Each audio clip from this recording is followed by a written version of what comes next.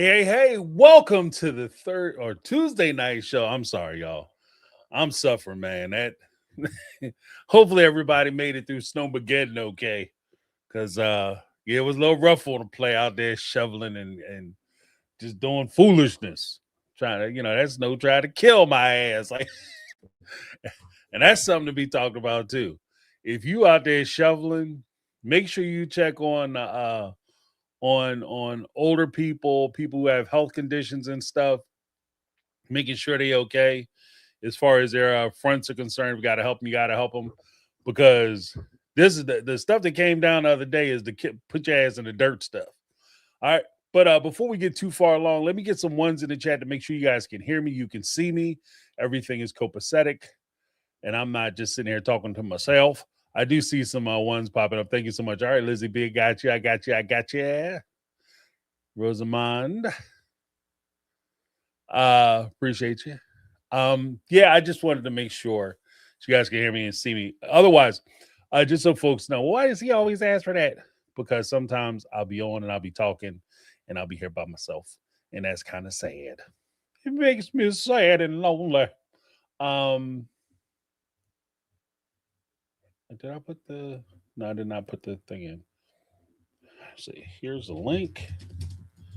This, in case you didn't know, was the call-in show. You guys are more than welcome to call into the show. Give me your take on what you thought about last week's episode or videos I put out or any subject matter you really want to talk about. I'm going to try to hold you guys to 5 minutes per phone call just because I want to try to get in as many people as possible without doing, I got to be careful about running marathons for the lives just because they become, after a while, they just become unwatchable for people who are trying to people are trying to do the rewatch crew. Speaking of rewatch crew, I dropped the My Take on Reality live. If you guys want to see the live rewatch, they'll be located or housed on the My Take on Reality live channel. You can actually watch it from there too, but I'm going to house them there. And this channel, My Take on Reality, will have a lot more of the standard YouTube type videos. Speaking of YouTube videos, folks, ladies and gentlemen, boys and girls, I did a little something this week. After watching the episode, we were talking on Sunday for the after show. That was a lot of fun, by the way. But I talked about something that kind of popped up during the course of last week's tell-all with them saying, Janelle came out, this wine on being legalized. And she's been kind of singing that song for a while now. In fact, the whole family from the onset of the show tried to turn their predicament as polygamous into a civil rights issue. Like we're being discriminated against or oppressed because they won't allow us to get married, right? And they need to legalize it because we as adults should have every right to do it. And I've always taken a position that under normal family law parlance, the way court cases are handled, pretty much, it would make polygamy a nightmare for a divorce attorney in trying to separate out property. And I've always said that I want to hear from one of the, especially one of the sister wives. You guys are saying this. How do you propose that we legalize polygamy? I've been calling for that simple question. I've been asking that simple question for years, and nobody has ever come forward and said, this is a framework that we can work from in order for us to make polygamy legal. Nobody has ever done it. Not that I'm aware of. If somebody's done it, put it in the chat and I'll take a look at the video or whatever. But since nobody else did it, and I'm the kind of dude that don't just like talking shit. I like popping shit. I like, figuring stuff out. So I put on my thinking cap, and this is I created what I would call a framework of how polygamy could be legalized if we were so inclined to try to do it, right? A framework of how to legalize polygamy. So if we were actually going to consider legalizing polygamy, so that we could protect the women's and protect the kids, the tenders, how would we do it? I came up with a framework on how potentially we could do it. Somebody got to get the conversation started, and I got tired of waiting for people who support polygamy to actually, come out with one. So I came out with one. Uh, that's one of the things that gets on my wife's nerves, because typically I like to try to look at problems or issues from multiple sides, and which means that I can, in most cases, I could argue both sides of an issue. Like, so I can do the whole devil's advocacy thing, whether I believe in it or not. Right. And I go through what it would do, what it would look like, the necessary steps I think that they would have to take in order to make it happen, why they won't ever do it, why they will never do it, because they would be good, because it could get gritty. It could get bad. The way I put it together, it would get bad, but it would resolve a lot of what we saw with regard to the Brown family and the Brown family divorces. Okay. When we talk about like the division of property and how the property settlement happened and how Robyn was able to escape out with so much of the family money, how Kody was able to sit there and basically say, if I'm married to Christine, I want half Christine's stuff. I'm married to Janelle, half of Janelle, Mary, so on and so forth. But when it comes time for them to say, well, we want half your stuff. Oh, there's no half of my stuff. It's only your stuff and me getting half of your shit, right? The proposal I have, I think, remedies that issue. So I will be dropping that video tomorrow. Please keep an eye out for it. It'll be on the My Take on Reality show, on the My Take on Reality channel. Subscribe to the channel. Once I drop it, please share it. Let folks know. Because I want to try to get, like, ideally, I don't like arguing for stuff I don't necessarily believe in. That's not my favorite. I can do it, but it's not my favorite. And I'd rather have somebody who, in good faith, could put together why they would like to see it happen.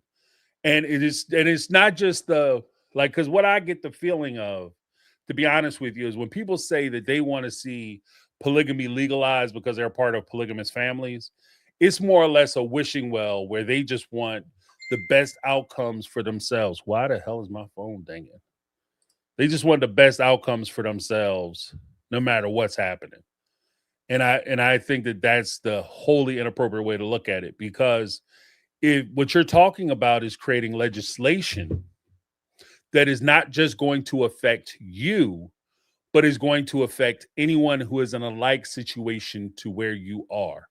And any legislation that you come up with has to take that into account. So I tried my best to do it. Well, I won't say my best, because that's not fair. It's not like I went to LexisNexis or I went to Westlaw and I started pulling case law. I didn't do that much research on it. This is just kind of me spinning thoughts. It's more or less a thought exercise, and I even put that in the video. This is not me, create legislation. This is a thought exercise. So spread it out. If you have content creators that you like, share the video with them. Have them respond to the video. Have them give their take on what it is. I have no problem. Again, I have no problem with somebody saying, you know what, James, that shit would never work. This is why. I have no problem with somebody criticizing my position or whatever, especially because, to be honest with you, I don't have any skin in the game. So it wouldn't matter to me either way. Even if it was something I genuinely believed in, I was fighting for, I don't mind people disagreeing with me. I have zero problems with it. So if they see it, they like it, they agree with it, or more importantly, they disagree with it, I encourage that response. And again, the things are open. If they want to come on the show, I'll bring them on the show. They want me to go on their show, I'll go on their show. We can talk about it. But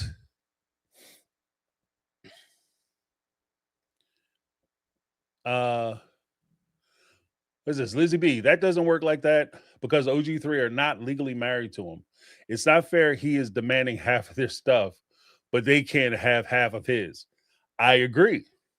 But that's what, like, so when we talk about like the whole idea of legalization as far as polygamy, that's why I think the question is important.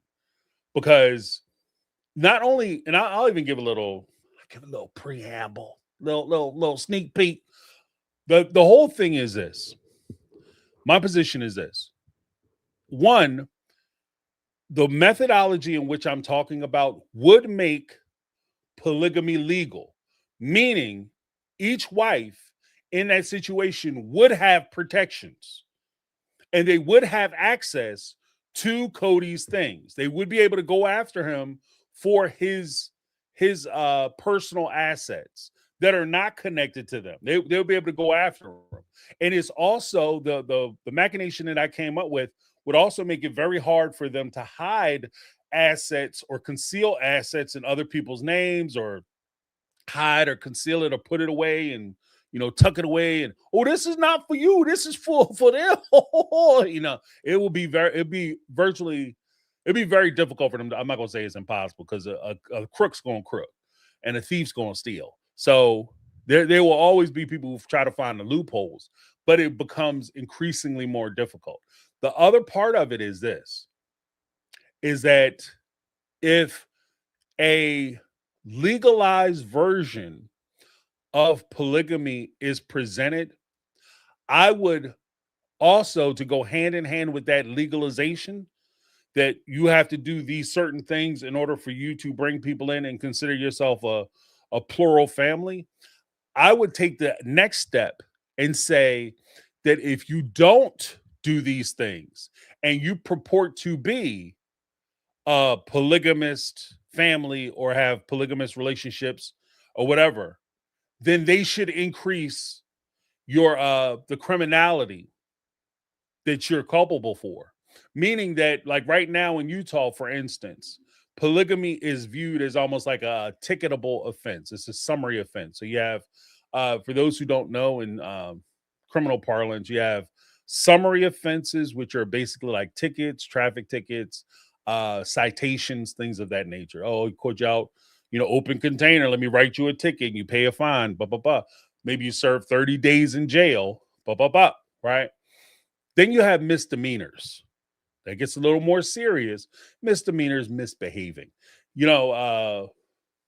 Somebody gets into a fist fight, mutual fight, misdemeanor. Maybe trespass, criminal trespass, misdemeanor, right? Then you get into felonies. Now, felonies are the big ones. That's like the big, knocking somebody off is a felony. Taking advantage of somebody is a felony. Arson is a felony. Felonious. And I'm saying that if you're going to create a pathway for people to legally get married and give these people protections, if you choose to do something else and you purport to be married to somebody and you're not married to them legally, then I think they should reinstill that as a felony. I think you should go to prison. Everybody involved should go to prison. It gets gritty. My analysis gets gritty, y'all. It's not for the weak of heart. So check it out tomorrow. But thank you so much, Lizzie B. Good comment. Yeah, because I agree with you. Like that's one of the big problems I had with even what that is one of the bigger problems that I have with the way that they do practice polygamy, is because they hide behind the fact that, legal marriage and spiritual marriage and all that bull stuff. And they talk a good game like, oh, that's just a piece of paper and it don't matter, up until the time it actually matters. So they told like Christine, Mary, and Janelle, oh, it's just a paper shuffle. We're going to have married, divorced Kody, and nothing's going to change when I take Robyn as my wife. Nothing's going to change. Everything changes. Everything changes. Because at that point, if they, we always say that like the women, OG3, wouldn't attack Kody or wouldn't say much nasty stuff to Robyn because they love Kody so much. The reality of it is, too, Robyn has the level of power. If they go after Robyn and she feels uncomfortable and feel like she needs to lead a family, she could have left the family, divorced Kody, and legitimately took, because he houses all the family assets in himself. If she, and that becomes community property. If she divorced him, she would take half the family assets with her. And that's part of the problem. That's part of the problem. But let's see. Lizzie B dropped a super cheat. What did she say? Yes, James, but since he is legally married with no prenup, Kody's wife assets could also be taken into consideration as well. It's a double-edged sword. Actually, check out the you'll like, if you think that, you'll like my framework. I'll say it that way. If you think that, you will like my framework tomorrow. Because I get into a lot of that too. Because that's an important part too. Because I mean, if we called them anything other than, gave them the grace of respecting their culture and their religion by calling them husband and wives, if this was just a regular business deal, right? Kody married Christine, Janelle, Robyn were all individuals who were doing a show together or doing some kind of business venture together. If Kody was taking in money and then siphoning that money off and then giving it to somebody else and putting it in their name, parking it in their name, I don't want to say he would be arrested, but there would be strong investigations. Like, this would be a problem. Like, this would be a problem. But because we do the whole he's married and it's their family and blah, blah, blah, it becomes a little less conspicuous. But this is a problem. Like, this would be a big problem. Like, and in most cases, if we actually respected the OG3 as wives for real, then what Kody was doing was he was parking assets. He was hiding assets from his wives, so he wouldn't have to share those assets. That's part of the reason why you create the deeds that you create. You buy the assets and properties and list them as ownership the way you do, because you're preparing for the event that if something happens between any of these other relationships, they can't get to this money. It's the same. The crazy part is, and then I'll get to the phone calls because we got to get it moving. But the crazy thing is that each one of the wives knows, and they bragged and laughed and giggled that, oh, well, there's a reason why the husband don't keep his name on stuff in case the government comes and gets him. So we try to put the property and things like that in other people's names so we can conceal the property. So they're part of it. They know about it, and they know this is what he does. They just ultimately didn't think he would do it to them. So I think that should also be noted. No clean hands in this little barn. But let me give Lizzie B a little something, something. Thank you, Lizzie B. In his house. Appreciate you. So we have our first call, Sharon. What's going on, Sharon? How you doing? Hey, James. I'm doing good. How are you? Doing very well. Yeah, we got some ice and snow down here, kind of thing, but we still be working every day. So, Say no day is all right. No, no. Well, when you work for the city, that's what happens. You got to go to work. So it is what it is. Um, so let me ask you a question about that. And I don't want to delve too much into your video so everybody watch kind of thing and stuff. But would you think that in your mind, would they do like some kind of something with the IRS and tax stuff too? Or would you think that they would need to? I talked about that in the video tomorrow. Okay. Yeah, I did cover that. Yeah, Yeah. that's good. So, did you catch Sarah's video today or yesterday? I have not. I haven't seen any Sister Wives content creators in a while. Yeah. So, But what did she say? Sarah, What was going on?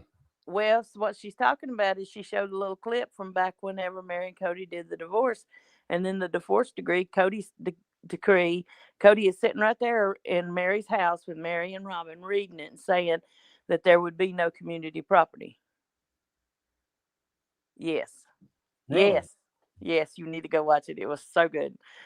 You know, Mary, I tried to act like what he said that he said, well, I guess we could deal with that in a will kind of thing and stuff. And Mary says in the video she showed you from that clip of that time was that well he says, well, we could handle that like in a will or something. And then Robyn says, what a minute, wait a minute, what are you saying? What are you trying to mean? Kind of thing and stuff. And Mary's saying, oh, well, he's saying that I wouldn't get anything kind of thing. So, we'd do it out in the will. And she says, that's what I'm here for. I'm thinking, Yeah, I yeah. remember that scene. Yeah, Yeah. that's what I'm here for. Yeah. I know what Yeah. that bitch is here for. And that ain't for him. I can tell you that now. I'm here to make sure you don't get shit, is what she meant to say. Exactly. For real, And see, let's talk about little girl right there kind of thing.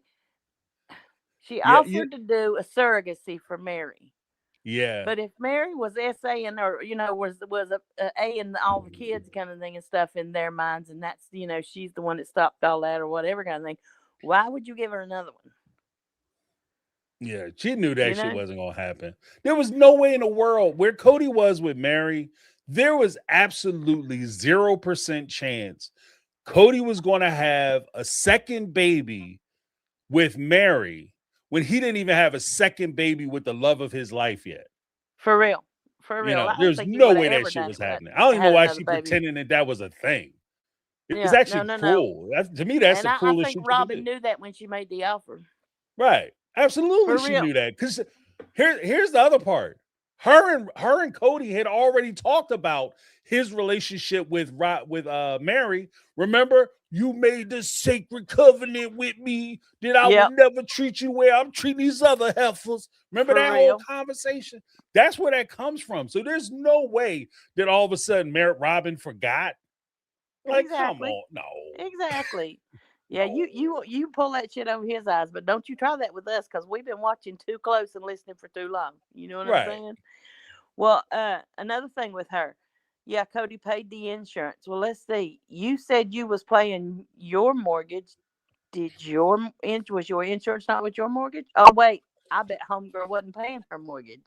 Yeah, yeah. I bet everybody else was paying her damn mortgage. What about that? Right, right. Well, Well, because even that, like, she also said that she had no idea what was going on with the other wives, and until recently, because their relationships were their relationships. If you don't know what's going on in their relationship, how you know what's going on in their bills? How they exactly. working their pockets out? Like, that shit don't make no sense. You don't know if I get along with my wife, but you know how we paying bills together. Yeah. Well, you don't know if I get along with my wife kind of thing, but you know that they're turning me away affection wise. Right. What the hell is that shit? Get your nose out my bedroom, my pocketbook, just step out, step on, just step on. Um I know that the sister in law thing is weird. I mean, for us normal folks, that's super weird. Even you know what I mean? It's like even if you Mm. broke up, as like you said the other day, even if you broke up kind of thing and stuff, and that was to happen kind of thing, you'd still be wondering Yeah. and probably asking the question, how long has it been going on? Kind of thing. But it's like Christine said when they went and visited the Dargers that time. Marrying sisters or having the guys or having sisters being sister wives too is normal in her community. Right. So the sister-in-law thing compared to the sister thing, didn't seem any odder than anything else, kind of thing, cousins or whatever, kind of thing. Mm. But to me, yes, 100%. It's weird, it's odd, and Janelle needs to hold her part in it. Now she just needs to own it. That's all there is to it. Right. Right. Well, But you I'm know gonna say what? In fairness, though, to that point, just because something happens doesn't mean that you aren't affected by it when it happens to you. Like, no, she, 100%, hundred you know, percent. And I get that, and I feel for Mary on that kind of thing because he should have listened. But it made me go another direction thinking about this. See, I think Cody's been manipulating and trying to get Mary gone for years. hmm I mean, for years. The friend that she had wasn't working out.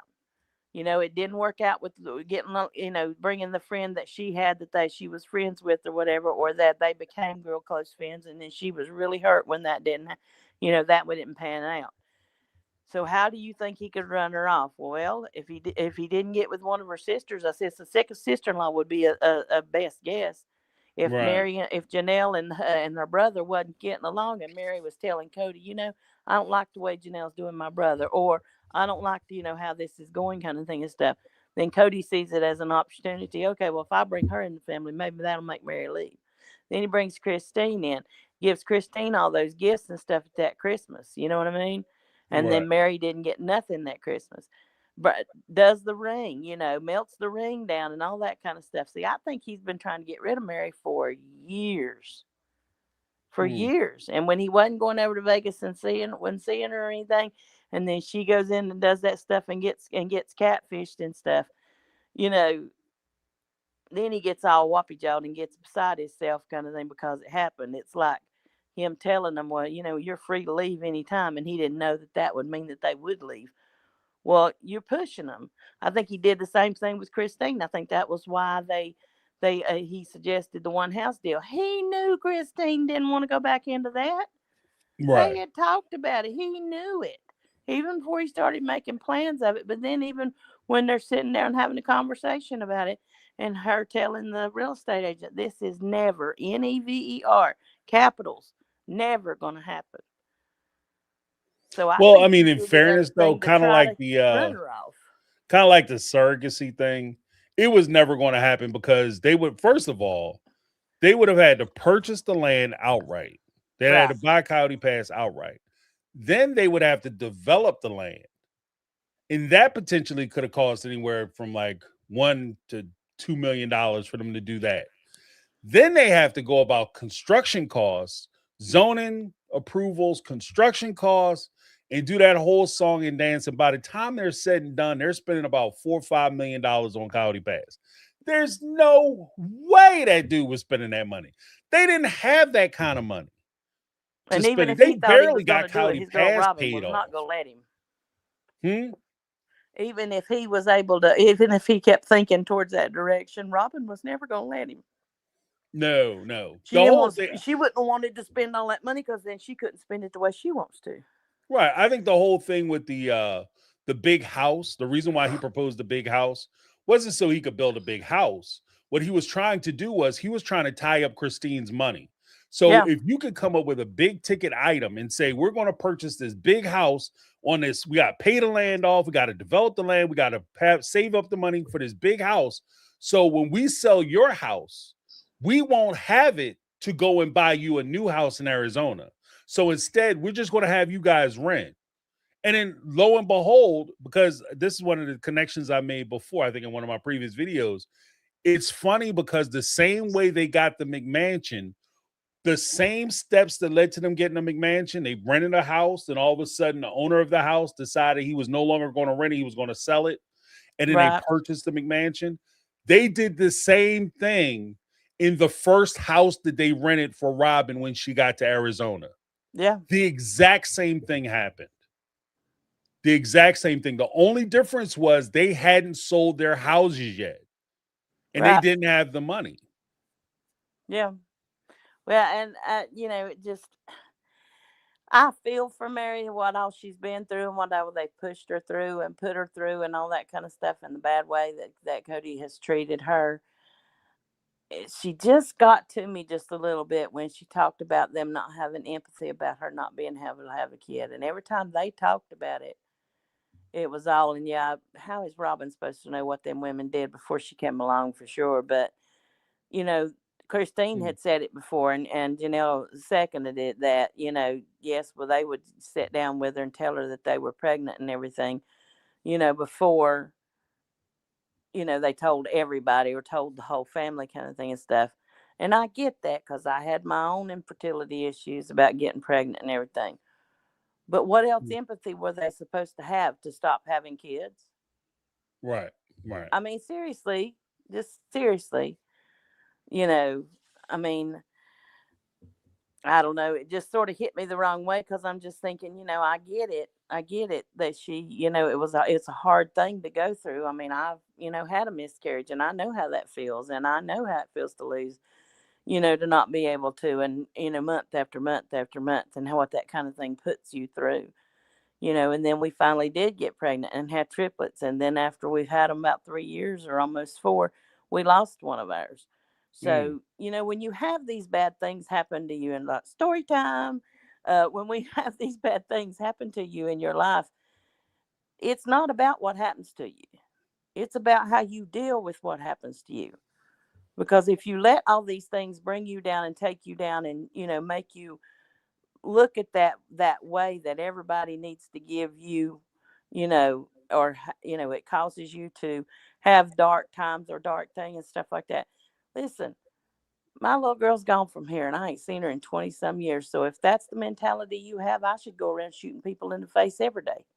Mm-hmm. I mean, you can't think that way. You've got to be happy with what you've got and try to find a way to move through it or move with it, because it becomes a part of you and you just keep it with you.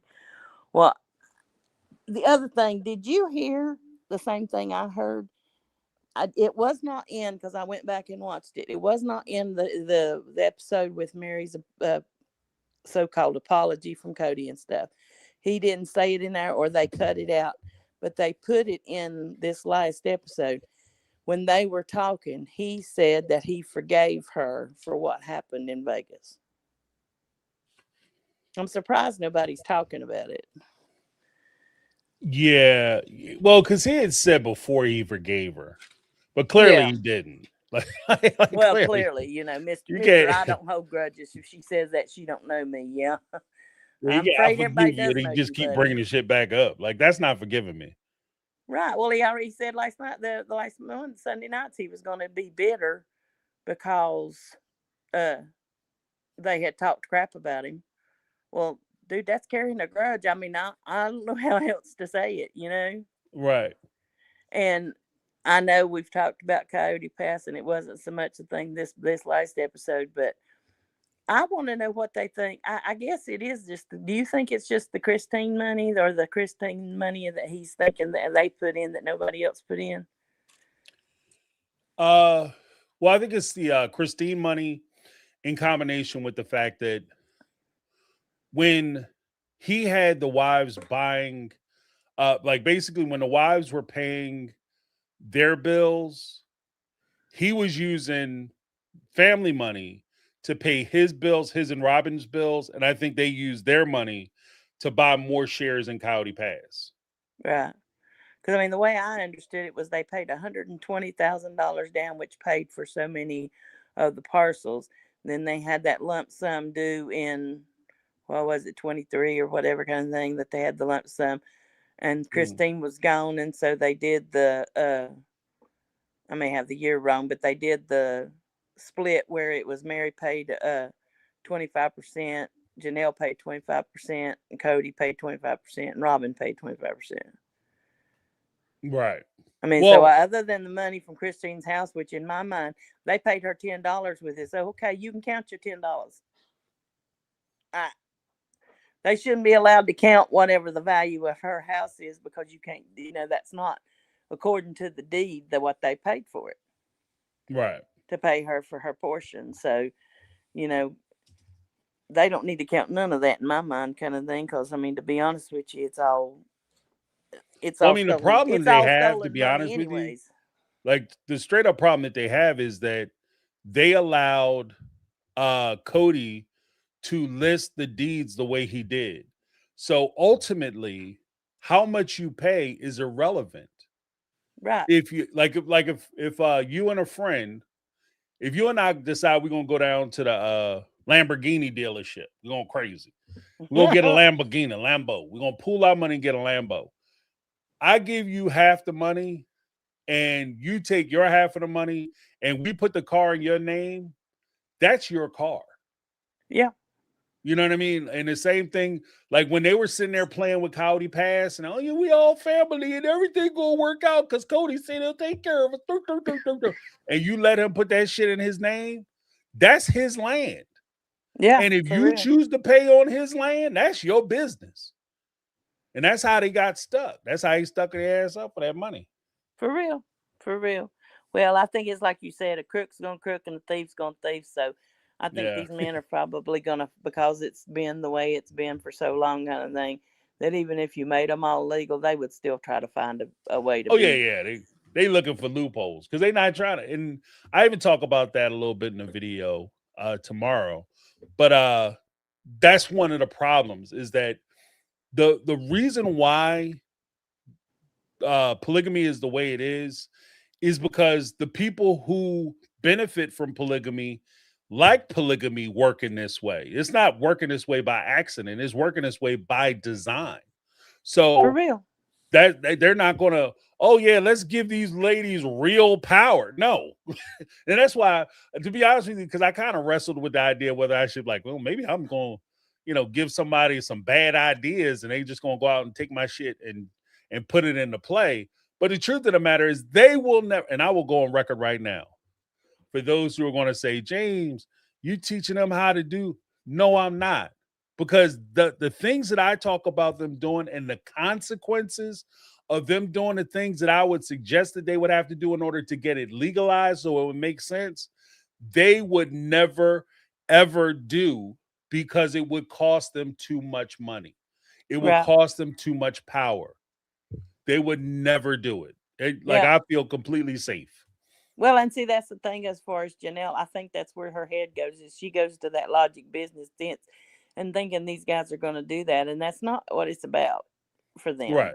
It's Yeah, just they're not not. going to be fair with you. Like, you're screwed. They're going to be fair with you just like Kody was fair with you, which is why you walked away. Like, Janelle, if you think about it, and I have to let you go, but if you think about it, Janelle was the only person out of all the wives who didn't have any property in her name. Right. She's the only one. The logical businesswoman was the only person in the entire family who didn't have property in her name, except for the property wrapped up on Kody Pass. Yeah. Everybody Well, else had their own. Robyn had the McMansion. Mary, rightly so, went out and bought Lizzie's Inn against the family. and it's a good thing she did. Yeah, on her own, but she got property. Christine had her own house. Janelle, the faithful soldier, was the only one who wound up with jack shit. Yep. And sitting there in her living room crying and shit, talking about she don't have nothing. See, and you Because treated she my tried to kids follow the shitty, rules. and then you took my money on top of it. Hell no, mother, I ain't got shit for you. Yeah. I ain't got nothing for you. Nothing but despising something. And I promise you this, James, and this is the last thing I'll say, and I'll let you go. If me and you split a Lambo, I'll take the la, you take the bow, and we'll split the M, okay? I'll be right down the middle with you, bro. I promise. Awesome. Well, thank you for calling in, Sharon. I appreciate you.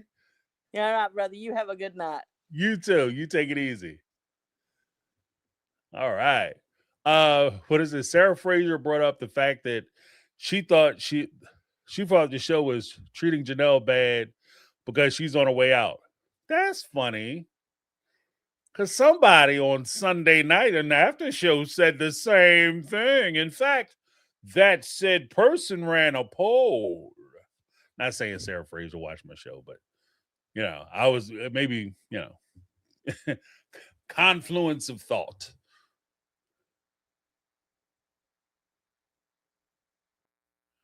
Was this? No, Janelle was trying to get her money. She was wrong to tell Kody what her lawyer said. People are scrambling to try to make sense of it because people are disenchanted with her.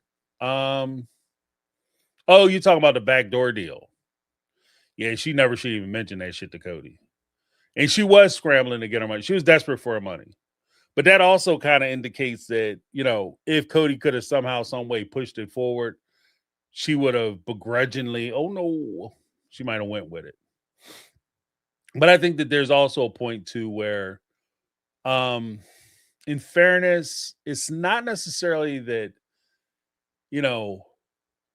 I'm disenchanted with Janelle or dislike Janelle or even Mary or Christine. I just think that a lot of the luster if we're going to be honest, I just think that a lot of the luster got knocked off. And this is actually, if you go back to like my previous videos when I was talking about the spinoff stuff, what is that white thing? Okay. This is disturbing me.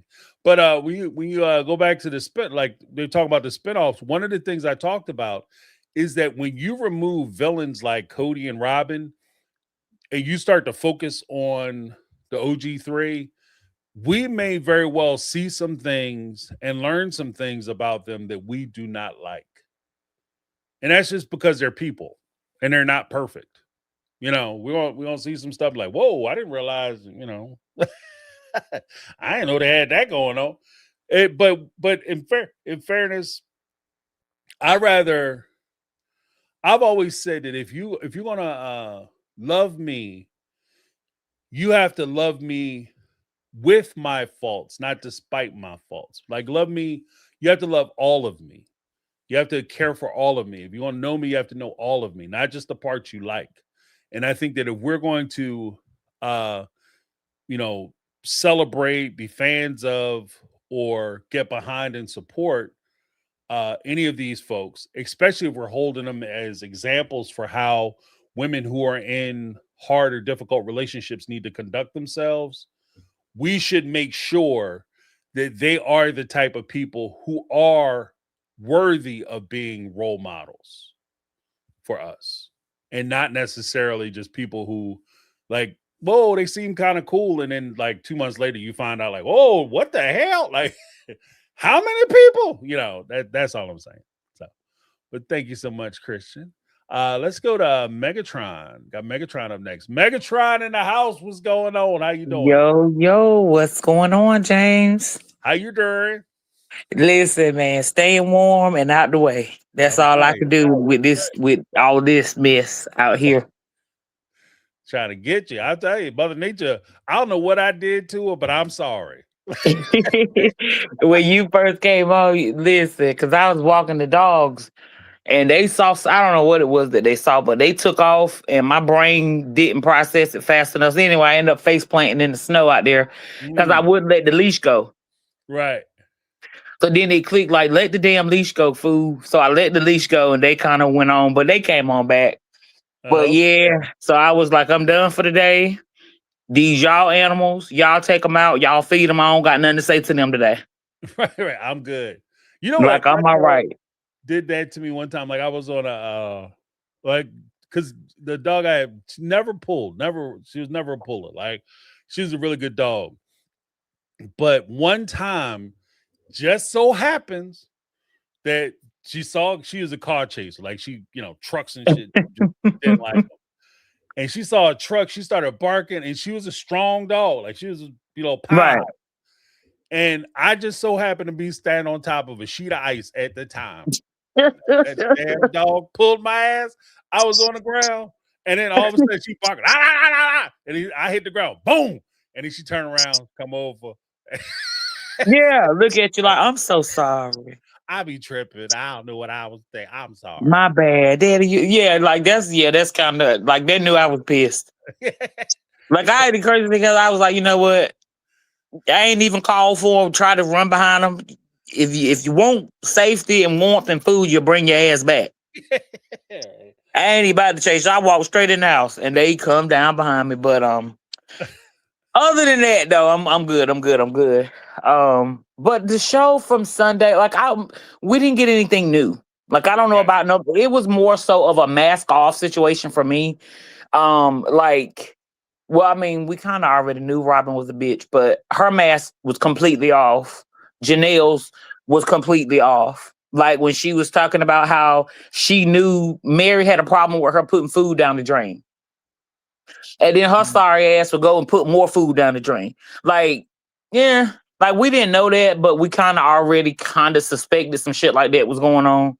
And Mary didn't reveal nothing new neither. So I was just like, this was like a fluffer episode to me. Right. Like it was like they're playing in our face.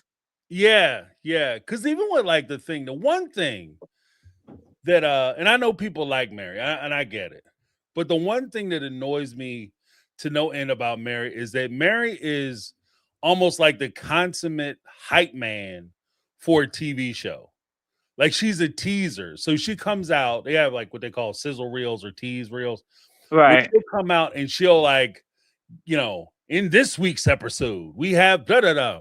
Will they Right. make it? Like they don't really tell you shit. You're excited as hell about this upcoming episode, and you Thinking it's don't gonna know be the why. bomb. Yeah, you have no idea what's and she never tells like, oh, you'll have to watch. Like she'll do interviews. Like I saw her do a Tamara interview and a couple other interviews online, or even when she's sitting there doing the Salty Birches, a couple of those, and she'll promise like, yeah, guys, we can't talk about that. Too hot for TV. But you know, if you see the episodes, you see this season, we get into it, and they never get into it, and you get into nothing. Right. And she says, "Oh, I can't say because they'll bleep it out." And girl, like I don't know. I was like, this episode was weak. Again, nothing new was revealed. Robyn, of course, her mask was completely off. Kody's mask is always off. Yeah. I don't think Christine and David really contributed a whole lot. Actually, they cut them off. Like David was gone off the couch. I was like, oh, they must have sent him out or something. Yeah, because even Christine, like, she didn't have much to say.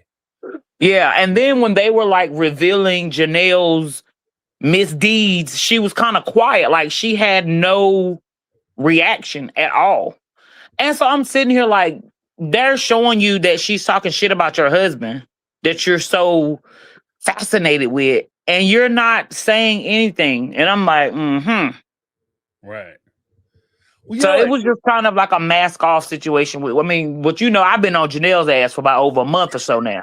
I don't give a damn who get mad, who got sympathy, who got what, when, where, and how. You're not gonna change my mind unless you show me a actual video footage or audio of Kody saying that shit. Janelle said that shit. She did it because if she could have got him to do that damn deal, she'd have went along with it. Yeah. Ain't nobody gonna convince me otherwise. If you are a Janelle fan, that is between you and your God and you and your religion. But you ain't changing my mind. She trifling. She old sorry ass somebody. And I don't got no use for her. That's why Taylor Form ain't gonna take off. Unless Maddie and Caleb get her ass off of it, it's not gonna go nowhere. I'm telling you. She too shady. And her mask is off. Janelle's mask is off. Just like, I don't know, like she had this little nervous, she kept licking her lips. Like, I don't know if she got dentures or something in her mouth now, but she kept doing this. I'm like, yeah, that's her tail. And then once she was like, oh, we were trying to do the thing. What the fuck is the thing? Say it. We were trying to do the deal. Right. She couldn't even say the word. That's how you know that motherfucker is a snake. Not even a snake. Again, she's a dog. Well, the problem that I have, and I'll be, you know, it's not that I'm not candid.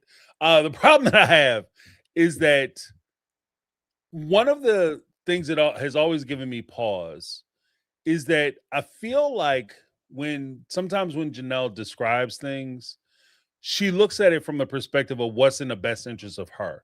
And that's where I actually got the whole idea to do the legalization discussion for polygamy. Because when she talks about it, you're talking about how it would have benefited you. Not necessarily why are the laws the way they are, and why are they constructed the way they are? Why is the state? Why do you think the state is saying that they don't want to have a bunch of women married to one guy with a bunch of kids running around? Right. Do you think it's just because they want to stop Kody and you from having a good time? Or do you think that there might be deeper implications to it? And that was one of the things, like early on, I was like, I don't know. Yeah, because wasn't she the one that was like, they should make it legal and then the husbands wouldn't leave their wives? She's still trying to get Kody trapped to stay with her ass. That's what that is. Because she still want him.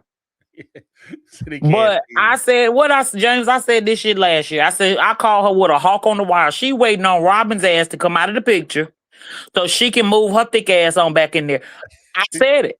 Did I or did I not? I said this shit way last year. Yeah. You said slide a thick ass in the grease. I remember.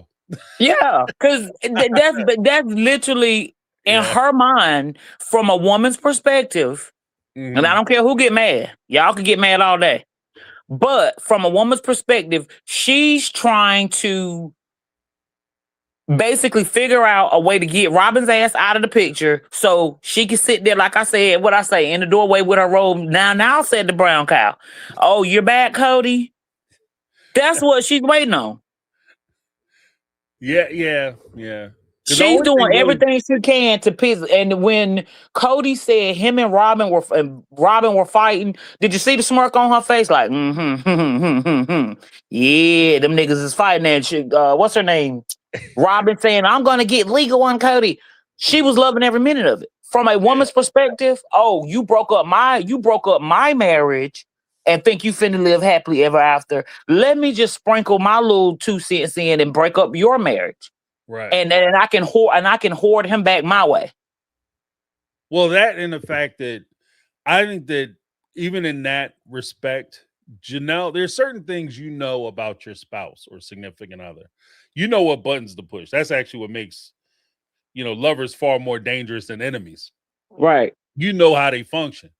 And when Robyn said, I was about to get legal, if Robyn ever filed paperwork on Kody's ass, Mm. that would be the end of that relationship. I think he would break up with her for that.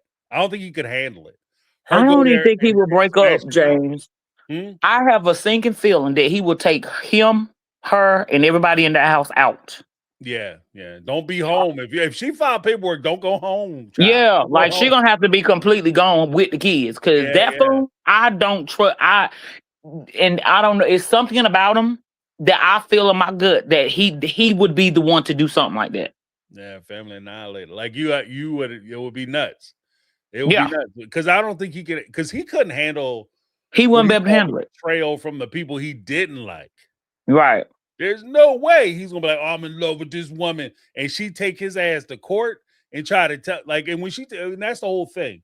Just so we're very clear, from my perspective, when I think of court, I think of court and especially going to trial. That's war.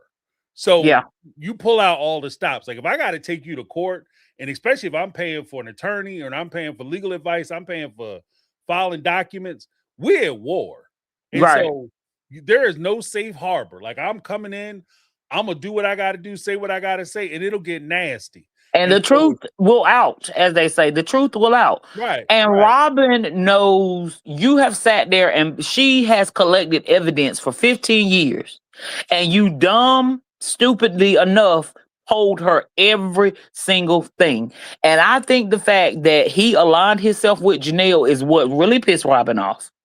hmm, And Janelle knew that. So she put herself into position. Because if you have an attorney, why are you talking to him? right. Why are you talking to him? Because she knew it would piss Robyn off. Yeah, and attorneys will go crazy. Like, why the hell are you? I tell you to go. I ain't Right. taking And like, what are you paying me for? Let me do my right, job because everything your lawyer is trying to do, you're setting the lawyer back 10 steps every time you talk to this fool. right. And she just hunky dory. Well, Kody, well, yeah, he could do it. I told him he could do it. Like, could you that woman, oh Lord have mercy. You know I can't stand Janelle. You know I can't Yeah. stand her. Yeah. Well, I mean, because realistically, and we won't keep it all the way above, part of the benefit of having legal counsel is that your legal counsel, even though they're not supposed to, there is an intimidation factor. So if your lawyer is calling up his lawyer and be like, I will sue this dude to the buttons on his shoes. I don't give a shit. Let's go. And then Janelle calls Kody back and be like, he said what? No, I think we could totally work it out. You just took all the threat out of everything that lawyer just said to his Right. lawyer. You know what I mean? Yeah. That's why they don't want you talking. Because Like counterproductive. right. Because I got them scared and you calming them down. Like I need them Mm-hmm. scared. Mm-hmm. I need Oh, them to well, be Kody, afraid I of this think lawsuit. yeah, Let like you she pay the money. yeah. Because that's the other part. Like, because we can do this. We can do it the easy way or the hard way. I can threaten to, bust his books open and bring a forensic accountant in and do all this good shit that'll be very expensive. And he give you what you want. Or you could pay me a shit ton of money. It'll take you years. We'll bring in a forensic accountant, which will cost you a shit ton of money. And Right. again, it'll take years. We'll eventually get you paid, but the amount of money you're gonna walk away with in your pocket is gonna be far less than what just let me do what I do. You know what I mean? That's why you hired that man as a professional. Let him do his job. Let him do his job. Like what was the point? You paying titles, fees, and you paying this, you like for what? You just gonna continue to let this man have his way, basically. So I don't know, but like I said, I personally didn't get anything new from this episode. I just felt like it was a fluffer piece. Dave reveals stupid stuff that we kind of already suspected. Right. And I mean, I'm ready for this last one so I could be done because these folks run my pressure up so bad. Yeah. They run my pressures up, and I can't. The time bomb in your chest, like I can't. I'm telling you, because it's like my grandmama will always say, "Baby, be a fool for a short time. Give it an expiration date." mm, And that was, dating advice from my grandma. She would right. say, "Baby, you can be a fool for a little while, but give it an expiration date, okay?" Mm, They have no expiration date because they're just foolish. They're just foolish. Yeah. So I mean, I personally didn't get anything new from this episode. I don't know about nobody else, but I'm looking forward to your video and yeah. commentating. Yeah, it's gonna be a little spicy. It's a little spicy. I won't even say it's spicy. I'm It's ready. more or less a little controversial, just because, like I said, it's a framework for how potentially they could legalize. And again, I'm open. I've been begging somebody to lay out the groundwork for how you think property division is going to work, power within a marriage is going to work, equitably dividing responsibilities, rights, Right. things like that. Talking about custody, I'll get into that. So it's a lot. I cover a lot of stuff, but Oh yeah, you I'm know, looking forward to that because I'm curious. Because I mean, just me being optimistic, I don't think it could work. It's too many parts. It's just right, too many parts. Because, like you were saying, okay, the OG3 had 16 years with Kody to build. Robyn, you literally just came in, but you know more than everybody. That's another thing that helps forget somebody. She speaks for the whole family, and you've never lived polygamy. right, You've never lived it, Robyn, but you are an expert in the early seasons. Like anytime somebody would ask a question, she was the first one answering, and our family and our family and our family. And I'm like, you knew. You should be quiet and let the OG3 answer. mm-hmm. Right, So I'm right. yeah, I'm curious as to get your take on that because I'm curious myself. Like, how would that work? Yeah, I mean, me personally, I don't see it working. Because it's you have selfish people like Robyn, Janelle, and then you have people like Christine that gave and gave and gave and gave and gave. And I feel bad for like a person like Christine because I see a lot of myself. Like we always trying to degrade the good, degrade the good. But mhm. yeah, I'm curious to see how your take is on this because couldn't be me. All I'm gonna say couldn't be me. Right, right. Well, I'm just gonna put it this way. I think that it's even in my framework. Again, it would be extremely painful. It'll be extremely painful, and none. And this is and just to be very clear, and I try to express this in the video. Just to be very clear, I am talking strictly about a framework to make polygamy legal, where it would be more equitable for the people who are involved with it. Right. The trappings, the good parts and the bad parts. Like I talk about all that. But this should never be considered any type of way addressing the other parts of polygamy, which would be the emotional tolls, the problems that you have with personalities, and trying to get people to function within these relationships, because that's a whole nother damn problem. Right. Because Right. I don't give a shit what you say or how you grew up or what your culture say. You are going to be jealous. Right. And you sitting there just basic jealousy.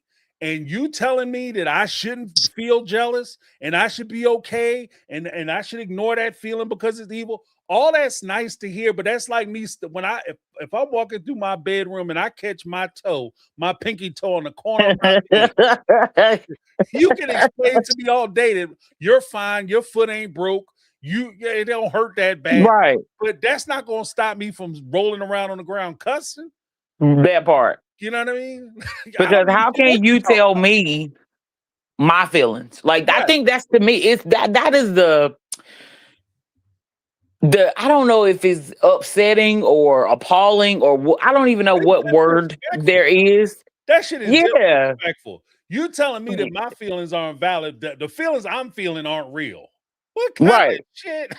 What? But on the flip side, when Mary brought up, well, what if I got another husband? We're not even going to go there. Yeah. We're not even going to. Oh, That's okay. disgusting. That disgusts me. You taking another lover? That is Right. disgusting. Like, are you? Like that's why I just like I don't know if it's my mindset, but I'm like, how in the world do they do it? Yeah. Like even as a child, I'm thinking if my mama would have told me this, I would have looked at her and said, "Well, can I just move out? Because I'm not getting jiggy with none of this, and there's nothing you can say to me." I guess I was just such a strong-willed person. I guess my personality is too strong-willed. You know what I'm saying? Right. Because I was the child that got in trouble in school because I would ask questions. You know what I'm saying? Like I would say, well, how, I would ask a lot of questions. And the teacher would get frustrated and say, well, just be quiet. Well, I'm not going to be quiet because your job is to answer the question and I need my question answered. The problem is some of them teachers don't be knowing the answer. And that's fine. Say that. Well, I don't know. I'll get back to you. I'll accept that. But you just blowing me off? Yeah. Oh.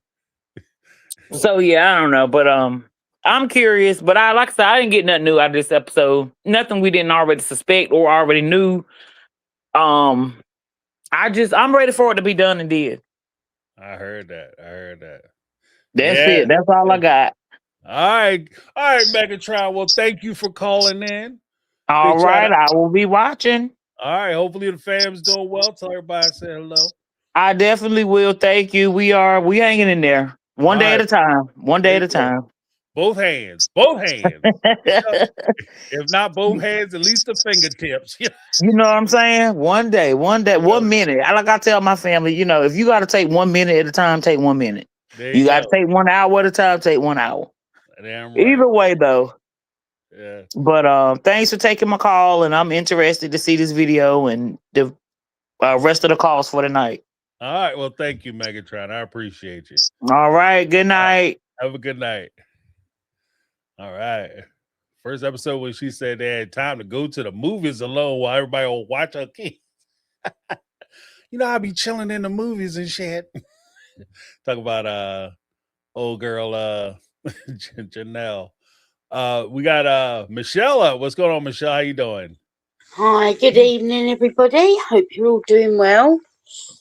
Doing excellent.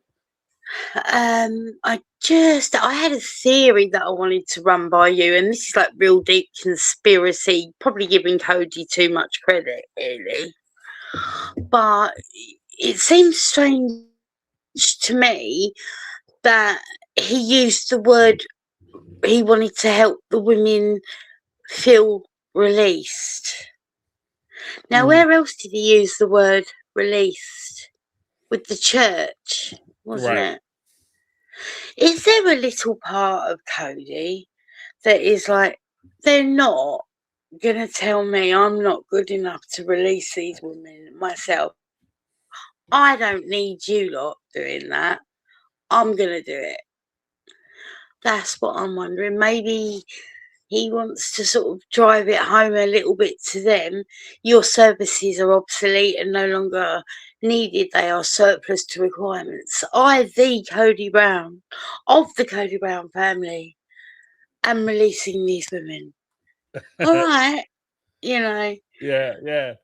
Well, because I think that in his mind, he does see it as, it's because it's either I'm releasing them and I'm because I'm the real priesthood holder, I'm the true prophet, or in conjunction with that, maybe or it's simply him trying to redefine the narrative. Like he's trying to reconstruct the narrative that I actually broke up with them. It's that old age old, we do it too, monogamous. What happened to you and John? Oh, John didn't dump me. I jumped John's ass. But he just happened to not call you for like 3 months before you dumped him. Like, you know what I mean? Like that kind of thing. Oh yeah. No, he didn't dump me. I dumped him. Exactly. So, there's a possibility. There is like a double-edged kind of reasoning for this whole thing, I Mhm. think. It's like, you have no power over me. Yeah, yeah.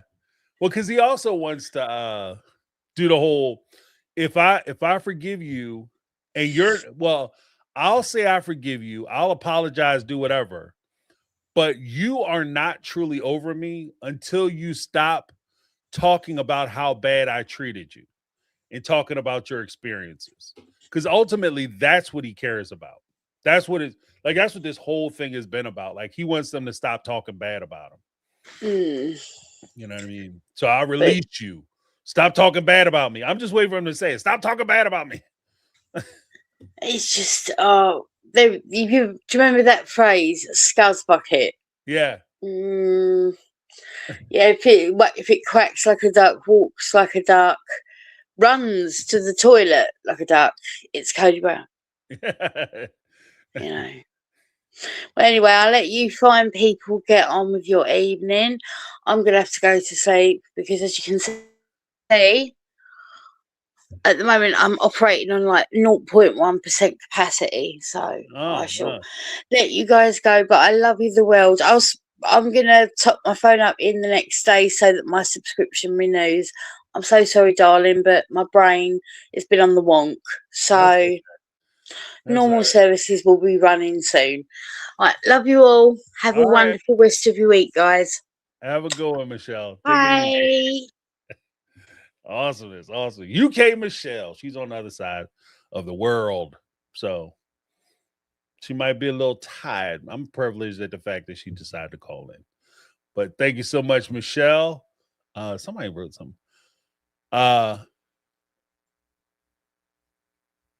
Let's see. We're trying to judge how these people react and act by how we were raised, and most folks in here are not from a cult. The totally different worldview. I agree with that, but at the same time, I can't judge people based on how they were raised. I have to kind of reach into my own experiences, and I think that it's not like we can. And this is the thing too. There's a point where we try to be so understanding and so accepting of other people's situations or cultures or whatever. And we oftentimes put aside just good practice or our opinions of things and try to play it down like those opinions are somehow invalid or they don't matter.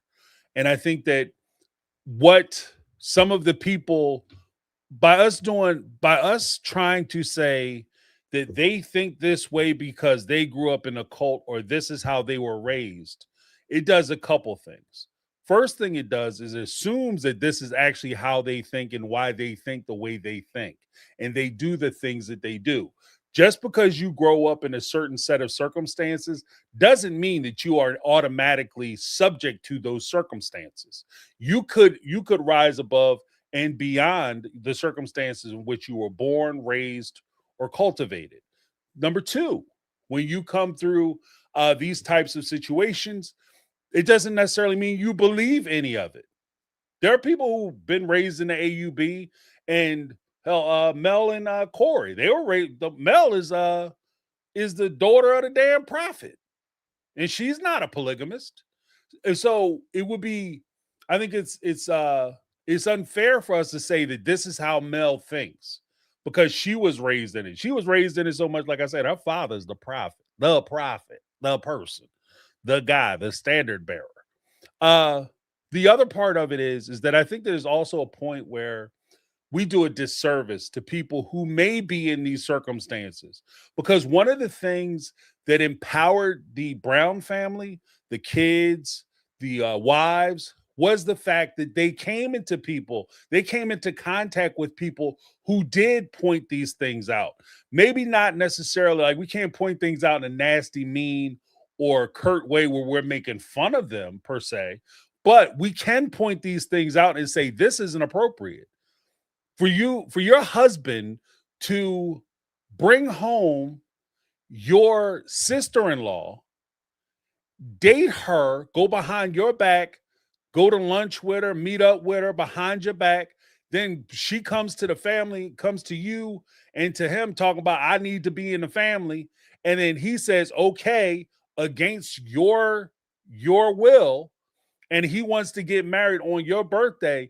There are some people in that situation, whether we consider it a cult or whatever we want to call it, who need to hear from other people that, yes, your feelings are valid.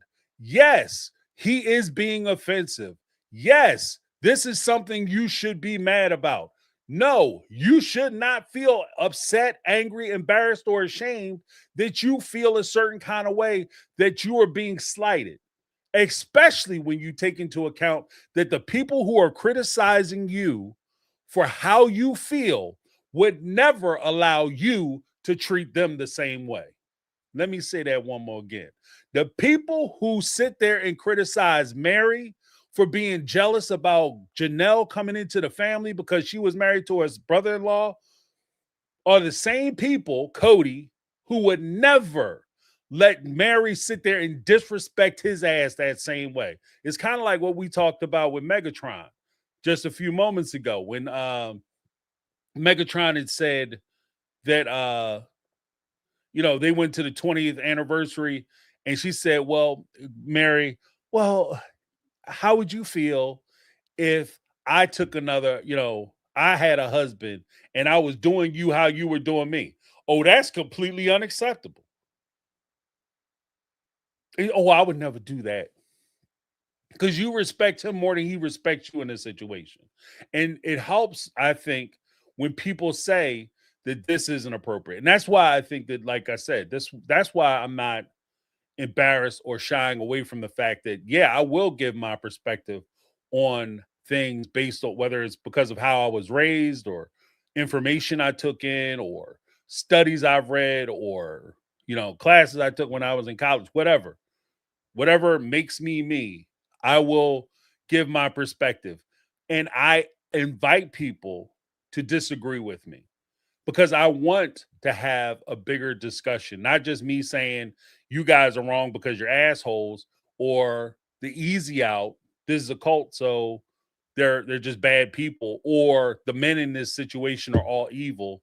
Because if we fought, the one big concern I have on this, and I'm not coming down on Debbie Allen. I'm not, oh, Debbie Allen. Hey, I'm not coming down on Debbie Allen.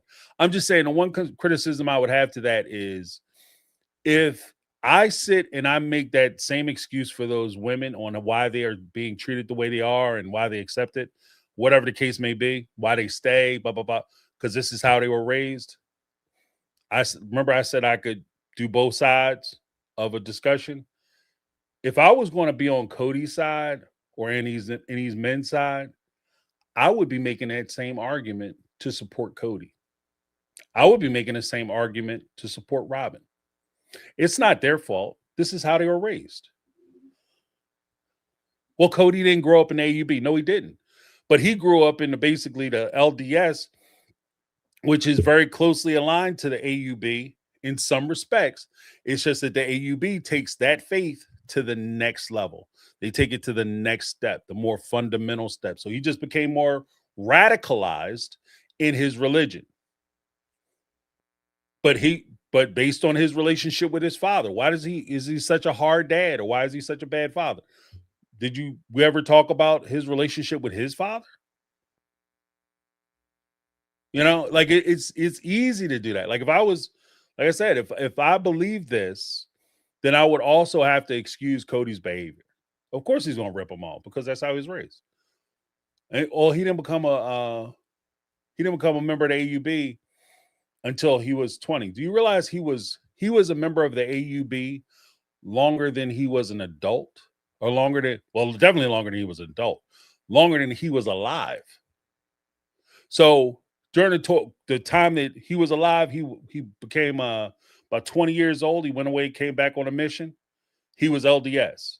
From the time he was 20 to the time he was damn near 60 years old, he was a part of the AUB and practicing that religion. Like, so I'm just saying. I'm just saying. But thank you. And Debbie Allen said, "We're cool, James. Cool. I see. That's what I like. That's what I like. Able to have a conversation without people getting all bent out of shape. Because I appreciate. Like, look, call me on my shit. Call me on my shit. Because sometimes I might take it overboard, and I do. And I appreciate the fact, and I will say this: I appreciate the fact that people will remind us that this is how they were raised, and the normalizing effect of cultural influence as well as social dynamics coupled with familial pressure and um institutional guidance. So there's a lot of forces which push down on them. I just like to be that lone voice in the wind whispering gently that you don't have to live like this. That's all. I mean, you know what I mean? That's my whole thing. I can't make anybody do anything. I realized that a long time ago. I am not that powerful. I am not that powerful. I can't make anybody do something, especially something they don't want to do. But what I can do is just try to be the person to point and like, no, you can do better. You don't have to. Don't listen to this guy when he tells you that he gonna take all your money and spend it on his 20-year-old girlfriend. Yeah, you should be pissed. It's okay that you feel the way you feel. That's all right. I'm gonna be that person all day, all day. Yeah, all day. But let me bring up somebody I've never seen before. Stella, have you ever been on with Stella? Stella, you with us? Can you hear me? Yes, I can. Okay, no, I've lurked, I've commented, but never spoke to you before, James. Okay, welcome to the show. Thank you. I'll just be real quick. I wanted to make a comment. I stopped watching any of the seasons after Big G passed Yeah. because the show just didn't do it for me anymore. But I learned everything from channels like you, and I enjoy that because I catch up on what's happening with the family. Mm. And the one comment I had was when Robyn, came into the family, she had like a huge debt. Wasn't it like $40,000 or something? Yeah, it was. I've heard different numbers, like anywhere from 30 to 60. Right. So the family paid that off. And then when she had her house in Vegas, wasn't she also underwater on that too? She had a lien against that house because of Dayton's accident. So the Correct. hospital put a lien on her ass. Oh, it was that. Well, because I was just going to say, she talks about how she's so great with money, and yet I see her being the only one with such large debts, you Mm. know? Yeah, she's great with their money. I mean, I'd be great with money too if I could spend my check and then I had your check to pay my bills. I'd be great with money too. Well, but then we also had Christine. Didn't she have two daughters that had issues? But she wasn't underwater in her house and didn't have to go to the family. In fact, Right, she had to go and raise money because he wouldn't give her money. right. Well, I You mean, that's know, also so part of it too. Like the crazy part about it is sometimes that's the weird thing. Like if you are a person who has a tremendous amount of support, you're used to that support. But if you're a person who realizes that you are on your own, you right. are by yourself, then you have to take the initiative to make sure shit gets done for you. And I think that's to That's Kody's. the difference. Yeah, it's not that I'm crediting Kody with that because I think it's a jerk thing to do to put that all on your wife, especially. And here's the thing: I want to be very clear about this. Here's the thing: these are Kody's kids too, so it's Correct. not like these are somebody else's kids and he was dating Christine and she had babies with somebody else and she had all these like financial obligations to take care of them. These were Kody's kids. Right. You know what Right. I mean? And he wasn't paying Yeah. for his kids. That shit is crazy to me. Well, That's and that's crazy. my point with her talking about money. It's like she tends to forget those large influxes of cash to her Mm. when it came to Coyote Pass. That was my only thing. Is she wants to talk Oh about yeah. them in the money. You know, she needs to look inward, but of course she isn't. It's Robyn. But I just wanted to say I really appreciate you and your chat. You guys, I really love this channel, and I enjoy you guys, and I just want to say thank you. Oh, well, thank you. I appreciate you being here. And thank you so much for calling in. See, you did fantastic. Why don't you call in more? You need to call more. Thank you. You have a great day, everybody. All right, have a good Bye. one. Bye. Bye. All right, y'all. We had Stella in the house. She did a fantastic job. Let's give Stella a little something. Because she came through. She did her thing. All right. Then we have Jasmine. I think we have another new caller. Hey, Jasmine, what's going on? Hi. Can you hear me? Yes, I can. Okay. Yes, I can. Are you a first-time caller as well? Yes, I am. Welcome to the show. Welcome. So my thing is, when does somebody think Kody's gonna have to get a new wife to feed Robyn's habit?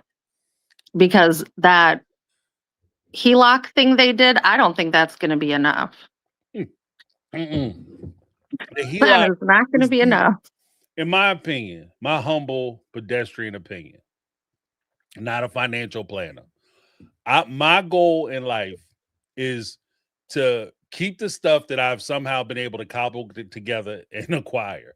Like, you know what I mean? So if you're able to get a house, work to try to keep that house. That's my, that's where I'm at.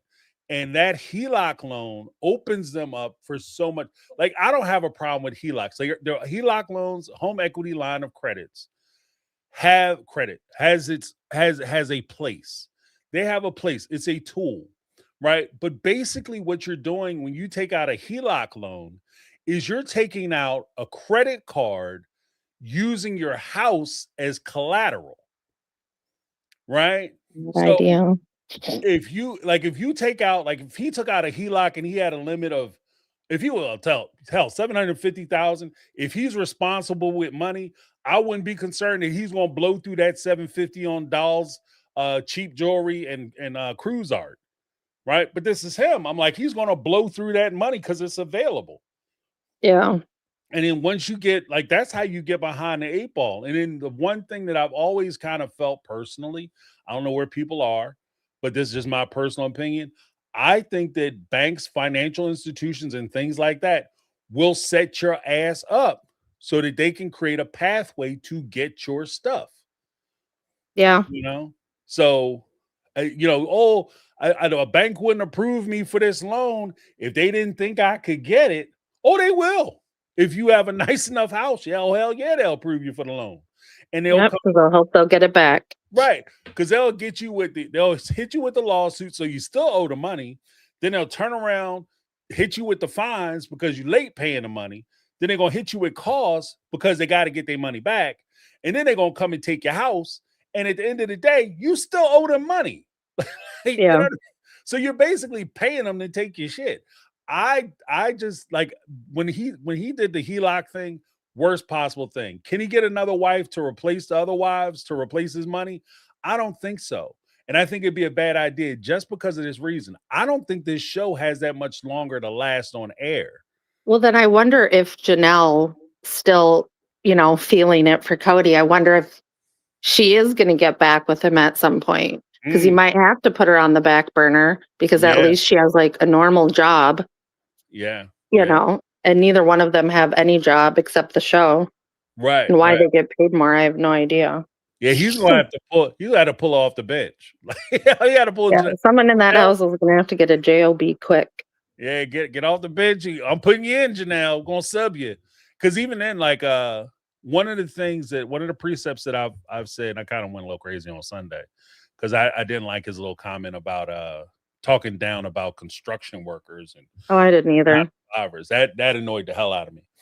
But I think I left a comment on your show or somewhere else, and I was like, funny, for a construction worker, he's a millionaire and you're not. So how does that work? Yeah, I did see that. I saw that. And that's 100% true. Like, he's doing very well for a construction worker, one. But two, I have no problem with somebody who punches a clock, does their time, and does an honest day's work. That's nothing to be ashamed of, right? But for him to say that, is like, you do realize that your situation is your situation because you were a part of an alternate lifestyle at a time when people were curious about that alternate lifestyle. That's the only reason why your ass is on TV, for one. For Yeah, two, now it's boring. There's all different kinds of lifestyle. Yeah, I mean, but you have people who like so before it was, oh, I have 4 wives and everybody knows about it, and we might be all messing around together, but we're not going to talk about the intimacy. Now you have like, what is it? I keep throwing these ladies out, but they're part of that same ecosphere with the Secret Lives of Mormon Wives. These women are doing all kinds of crazy stuff. I don't think I've seen a season or episode of them things where they don't have somebody swinging off a stripper pole, somebody's not in a bikini, somebody's not wearing lingerie, or somebody's not going to a male strip club. You know what I mean? Like these, or talking about swapping husbands or who cheating and this, that, and that. Like, so they're way to the left of like where Sister Wives started at. 1, 2, if you look at like his situation with Robyn, the OG3, as much as you may dislike them, those women stuck with you when you were broke. Robyn has never dated you without you having, you might have been broke when you first started because you didn't get that first check yet. But there was a promise of a check. There was a promise of a big check. And Robyn's never been with you during a time of uncertainty. And there is a difference. Having a partner who's been with you through a time of uncertainty where you don't know where you getting the money. Like, I don't know how we gonna do this, baby. Like, it's gotta happen, right? That's a different type of relationship than somebody who's like, you know, I'm just waiting for this big ass cashier's check to clear and it will be fine. That's a different type of relationship. And that's what he had with Robyn. And Robyn does not strike me as the type of woman who's trying to be broke with you. Nope, she's not. Yeah, she's not doing that. She's not that She woman. will gladly be like, so I've been setting you up for a while to leave. Hey, bye. Right. I'm gonna have to go ahead and go now. Right. Mormon church, I'm back. Any bidders? Any takers? Right. No. I brought 2 daughters with me. That's usually. But I also think that would be weird though, is if she did go back to the AUB, seeing how she operates, and obviously I'm sure people from the church have watched the show. Would anybody want to take her? I don't know. These folks are weird. Like they're weird like that. Because she's from the outside, because she's been on TV, you know, they might. Like she might be thought after. I could see like with what she would be possibly bringing in, but if they've watched the show and they see how she behaves, they might be like, oh, okay, I'll take her. But then they're going to have to figure out how they can finesse her out of her stuff to get it to be their stuff. Well, here's the thing though, because if you look at it from the male perspective of a polygamist, I'm about to use a C word, cold. But if you look at it from their perspective, when they see it, like they see Robyn's actions, they may not have a problem with it. Robyn, I'm calling her Robyn. Robyn has a problem with the wives. She creates discord in the family because of her conflict with the wives. But she's been tremendous up until now. Like this is actually the first season where you see her even talking a little bit negative about Kody. You know what I mean? And to them, that's kind of music to their ears. Like you have somebody who's just ride or die. They don't mind the discord in wives because, to be honest with you, I think they relish that because 1 is competition to make them feel special because I have 3, 4 wives who are going to spend time with me. And then 2, I have discord in the family so nobody can focus on me. And if I'm messing up or doing the wrong thing or I'm not siphoning money off, I can always point to like, oh yeah, don't you have a problem with wife 1? She said you was a clown, and they get to sneak off, you know. So I think to them, they might look at her and see she's a winner, think she's a winner. I wouldn't, because you know, if I'm looking for a wife, I'm looking for a wife. I'm not looking for a set. Wives. So that would but be it's like horrible. I would wonder though, like, would the guy be able to finesse her out of her stuff and then just be like, oh, okay, bye? Yeah, because if you think about it in like because their stuff is their stuff, it's not yours. It wouldn't be Robyn's anymore. It'd be the guy's stuff. Absolutely. Because in the Brown family, I think that like the true colors of Kody came out as the women were leaving, and he's trying to corral things and talking about we're going to start the patriarchy again and all that crap. But I think that the struggle that he had is because he was on television and he couldn't be that guy, because there's always a concern that with polygamous relationships, the men are always going to be abusive. Yeah. You know, I think I think that system's set up for abuse. Oh, absolutely. Absolutely. It's not a bug, it's a feature. Absolutely. Yeah. Absolutely. It's a plus. If you want to get drove mental, join us. Yeah. Oh, we're gonna make you. We're gonna destroy your self-esteem. We're gonna have you questioning your sanity and your own personal logic. And by the time we get done with you flipping you upside down and twisting you back and forward, you won't know which way is up, down, sideways, or left.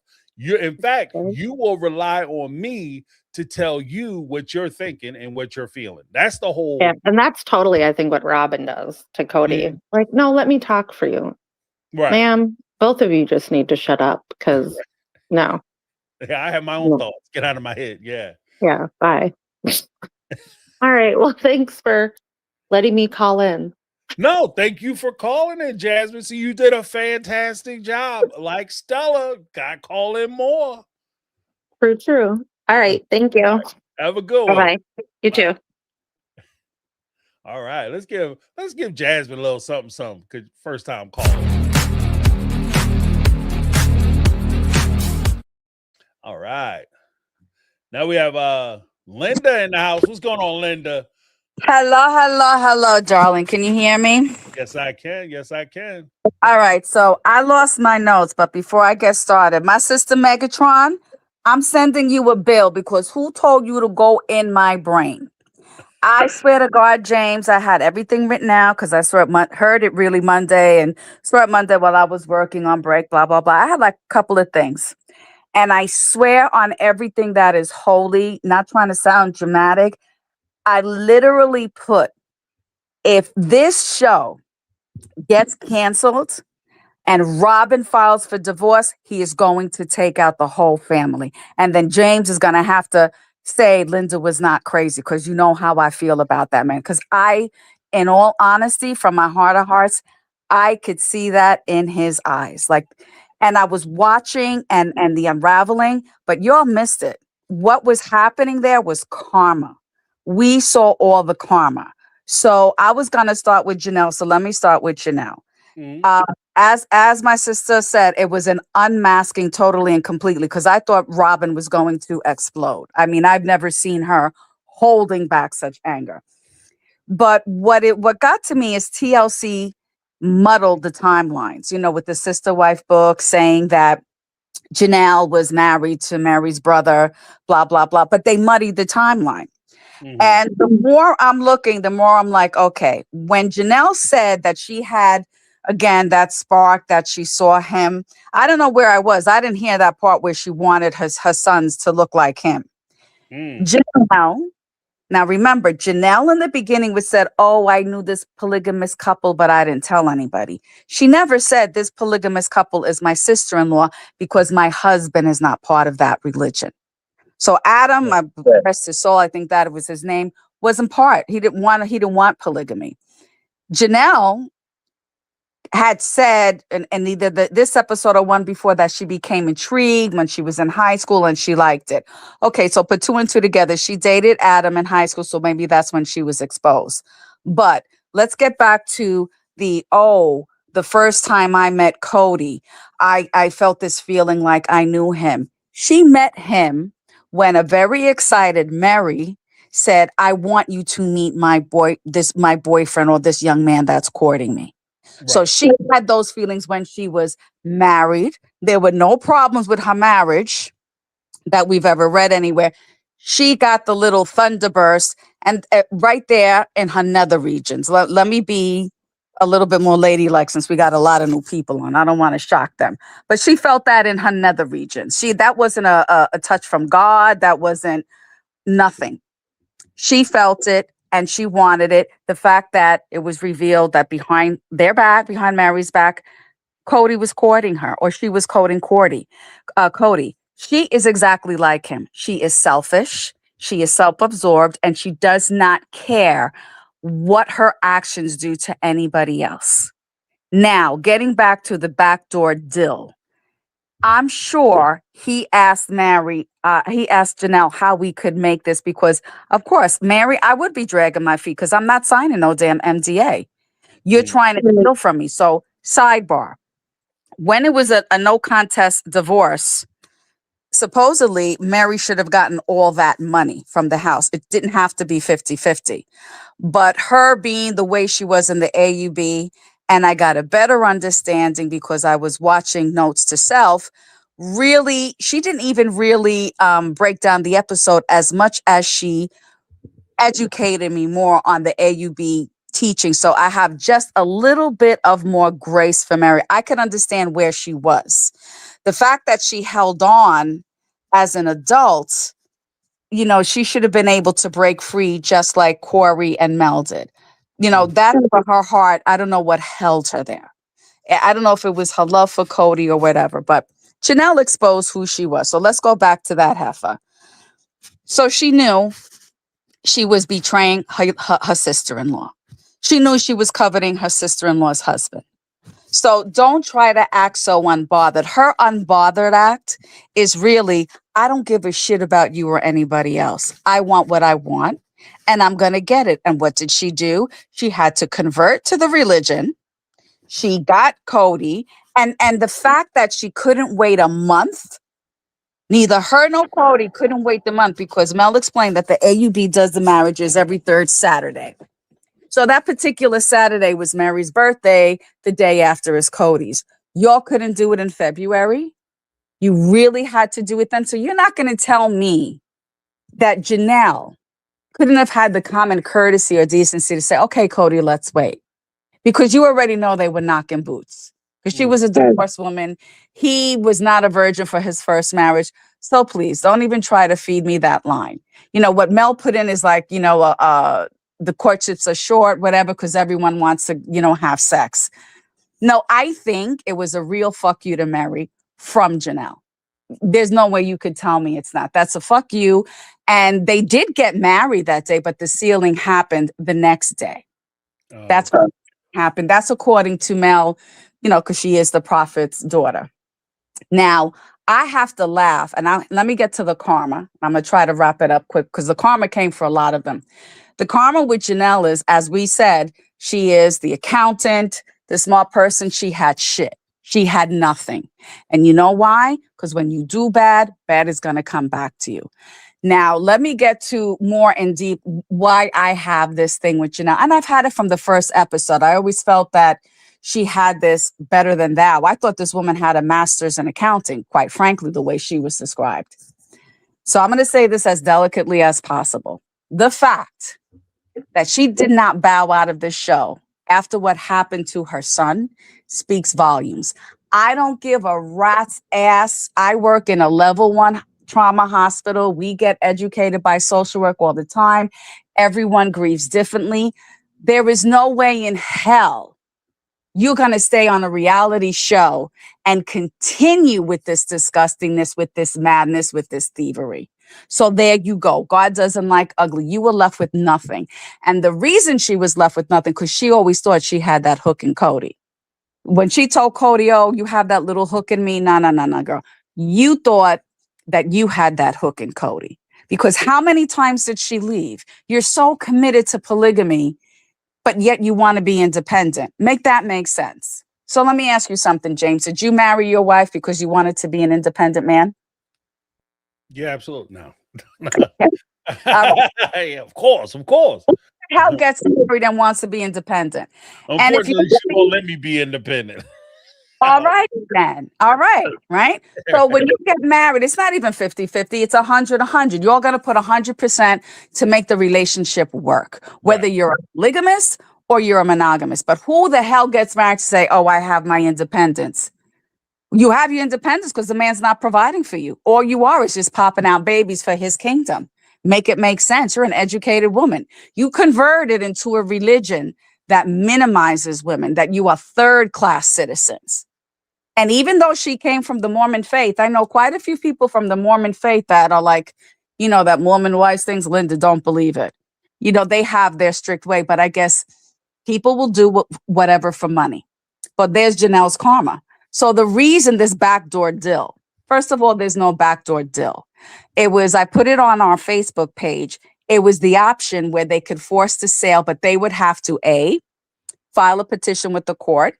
Right. The judge would have to look at everything. The judge is going to look at who paid what, when they paid, and the judge could have split it 50%. Kody, Robyn, they're not going to get the 50%. They're going to be one entity. So it would have been that 33, 33, 33.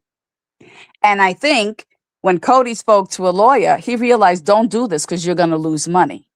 So Janelle, trying to be slick, because I can't believe how desperate she was for money, said, yeah, he could do that. He could do that. But she didn't realize it was going to blow up in her face, because she really thought that if this went through, or they would threaten Mary with this, like they could pressure her. That's where I think we're missing the point. Janelle probably put that idea vis-a-vis her lawyer into Kody's head to pressure that sale because Mary wasn't cooperating. So Janelle's mistake was get a lawyer. But like my girl Megatron said, or I think Carmel Cuties, she always needs someone to do it because Janelle doesn't come up with an idea by herself or at the execution. Mhm. All right. So Janelle got everything. Like, it's so totally unmasked because TLC again tried to muddy the timelines and take us for assholes. So TLC, this is for you. You're fooling nobody. You are fooling nobody. And thank you for proving us right. That these people are really full of shit, and so is your channel. Because you are normalizing financial abuse, child abuse, domestic abuse, and I can't wait for the FCC to take your freaking channel off the air. But I digress. Now to Miss Robyn. Robyn's karma is she got unmasked too. The worst thing she could have done is to have this little thing with Kody to say, yes, I was the one because I wanted everything fair for Mary. Robyn must think that we all smoke crack because there was no way this was going to be fair for Mary. Sorry, I don't drink, I don't smoke. I do maybe coffee, but I do sweets. You're not going to fool me. So her karma is she could threaten Kody all she wants. She thinks getting a lawyer was going to get her more land because I think she wanted Christine's plot, but they all got screwed because what Mary's lawyer putting that cloud on title, that jacked up everything. So Janelle screwed herself. Thank you very much. Robyn is screwed because now there's no money. Nothing's coming in. And all Kody knows how to do is put you in debt.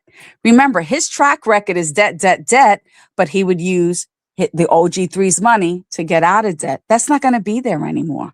So when she divorces him, she's going to get debt upon debt upon debt. No one is going to want her because she's going to have nothing to offer. Not the AUB, not the FDS, nobody. And her reputation is out there. She is one of the most hated women on reality TV. So she could try to be as righteous and blame Janelle or say Mary betrayed me. I would love to know how Mary betrayed her. That's a good one. I don't know what made her think we were going to eat that lie. But again, they must think we all smoke crack or we have nothing better to do. She's going to have absolutely nothing if she leaves with her life, because the day she puts in that divorce, that's it. That whole family's gone. They are all going to be gone. And then you're going to be texting me and saying, Linda, you were right. Yeah. And then just to like wrap it all up, Coyote Pass. Robyn, remember that Robyn's stepdad, or her dad as she calls him, is the one that told them about Coyote Pass. He was the one that convinced Kody to buy it. And again, remember we heard it from Mel that Kody and Robyn were having dinner with her dad and one of the archbishops or however they are to get back into the good graces of the AUB. But he wanted to get back in the good graces vis-a-vis Coyote Pass because he wanted to build an AUB compound on Coyote Pass. That had nothing to do with the wives. Right. And the fact, and discuss this last point, and we'll discuss and give someone else a chance. The track record was no matter what he did to the wives, they stayed. This is not the first time he's humiliated them, belittled them. They stayed. He never provided for them. They stayed. He never gave the kids the attention they needed. They stayed. So he really thought that he could put them all on the back burner. They would accept Robyn as the one and only wife and still put money because of their faith and because of the celestial kingdom they were building. He never really counted on Christine. Remember, Christine is the one that was hook, line, and sinker. She was royalty in this religion, totally adored Kody, would sell her guts for him, the first one to leave. That gave Mary the courage to do what she did.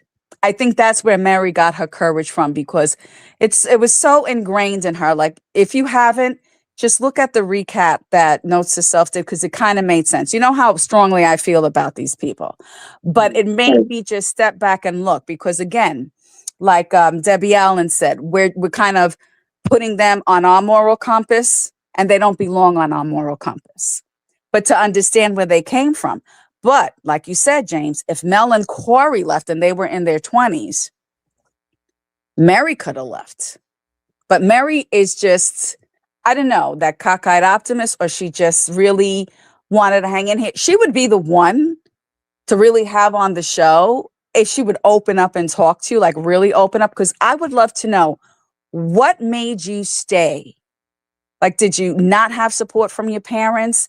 What Mel said is like how the society there would look at you. You didn't support the family, or you jacked up his celestial kingdom. The blame would fall on her. And I don't know what position her family had in the AUB, if any.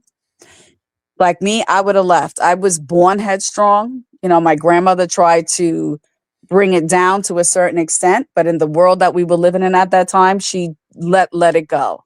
So like, I would have woken up, I would have been gone. Listen, once my sister-in-law showed that she coveted my husband, I would have left. So supposedly Mary found this out after they were married.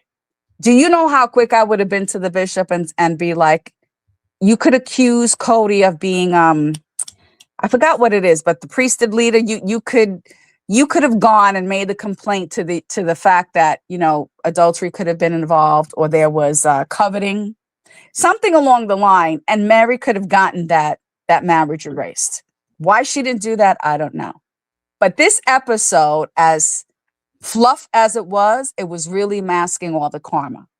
And then, of course, the one who got the biggest karma of all is Kody. But in his ego, he doesn't see nobody needs a release from him. But what pisses me off is I feel like TLC has muzzled them, because if I was Christine, I would have said, you know what?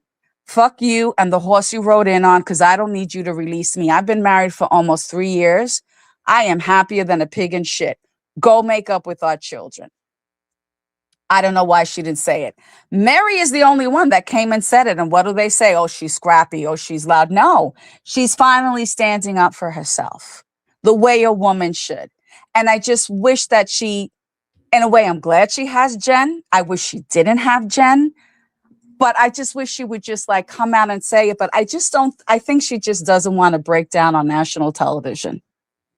I don't know. What do you get the feeling on this? Because we really haven't said too much about Mary.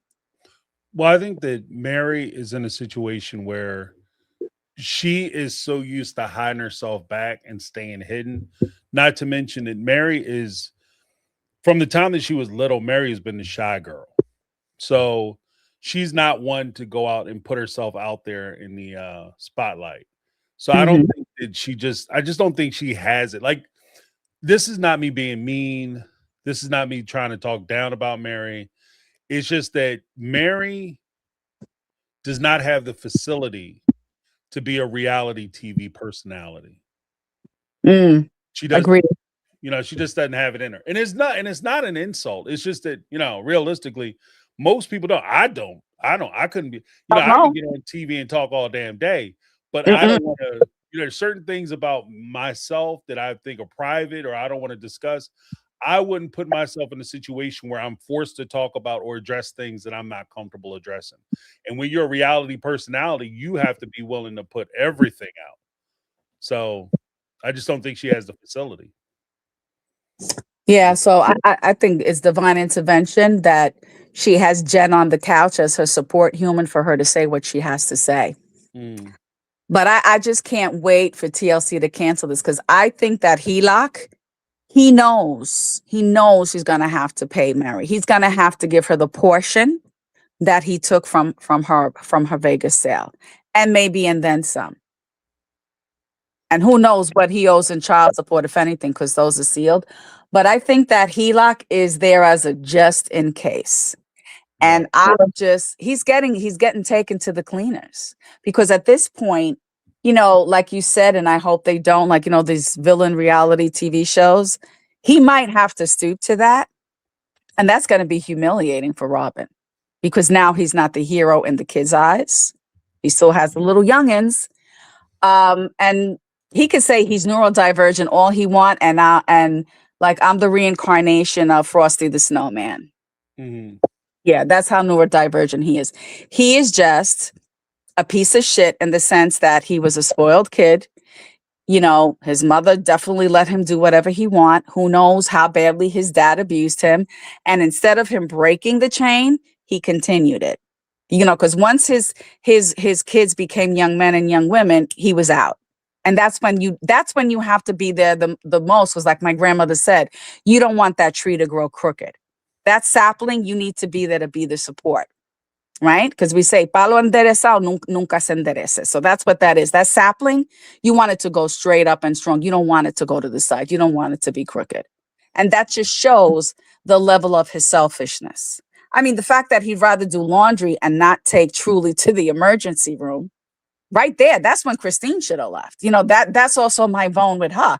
I would have been out quicker than Flash. I don't care if I had to go on welfare, sell drugs, sell my ass. I would have taken my kids and I would have been out. But again, they don't it's the husband, guard the husband, and your kids are last. Yeah, that don't work for me. Right. But I think that's it. Megatron, I love you bunches, girl. But you know what? I'm gonna send you a rent check, a rent bill. So yeah, like, do you really did you see this as karma or did you see this as fluff, or we're waiting till the last episode? Well, I think that it's like this was all fluff. Like, this whole series so far has been all bullshit, because what we've talked about throughout this time is basically we've only addressed really two issues. The slightly touched on the apology tour, and we talked about the backdoor deal. Other than that, it's a wash. Like, we haven't talked about anything new. We haven't talked about any new positions. We haven't talked about any new issues. Like, we talked about what their secret talent is, but you aren't talking to them about, okay, so what grades are the school? What are the kids doing? What issues are you guys having at home? What are you guys talking about? What else is going on? Like, yeah, it's TLC muddying everything, but I don't know. I'm seeing the karma. I'm just like listening. I'm seeing that the karma's there. Janelle got it. Good for her, and she better watch out because Maddie will have to disown her ass if she takes Kody in or gives him money. Robyn is gonna be left penniless, which is my wet dream. I can't wait until he has to pay Mary and whatever back thing he owes Christine, because he's gonna be shit out of luck, and I want to see. And then Robyn could divorce him and get the debt. I will be happier than anything, because then I know they got their just desserts. But I don't know what the last could be, but we all know that Apollo lie was bullshit. There's no way they could do damage control because Kody jacks it up with his mouth anyway. He could say, "Hey, Linda, that's blue," and I'm like, "No, that's gray," and he'll say, "Yeah, I told Linda that was blue, but I knew it was gray." So he does it to himself. Right. Well, that's just because he doesn't do a pushback. So I think when he's coming up with his stories, he just says the story, and he surrounds himself with people who allow him to say the story the way he wants. And then when he gets in front of somebody who simply asks a simple question, he doesn't know where to go with it. And that's when he starts spiraling.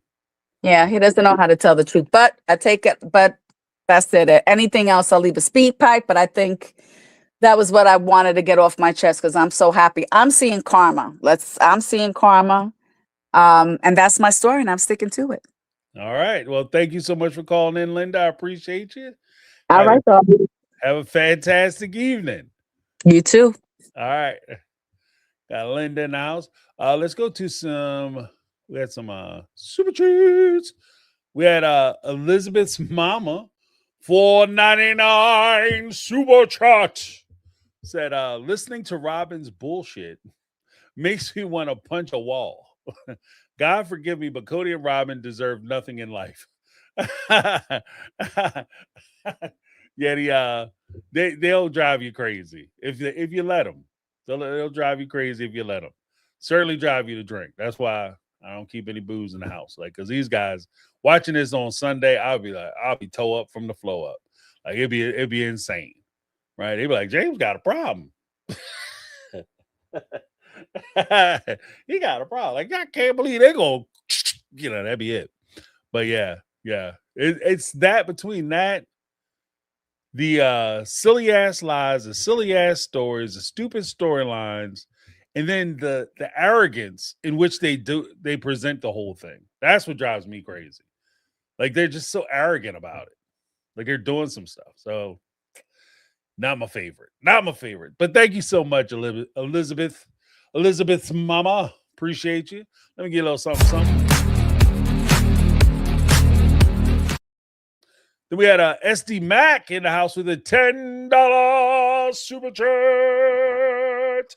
Said, Janelle is transactional. She herself said she knew Mary would always be fair. She panicked when they divorced and Robyn had the legal marriage. She knew when she saw, when she knew then she had lost control of the finances.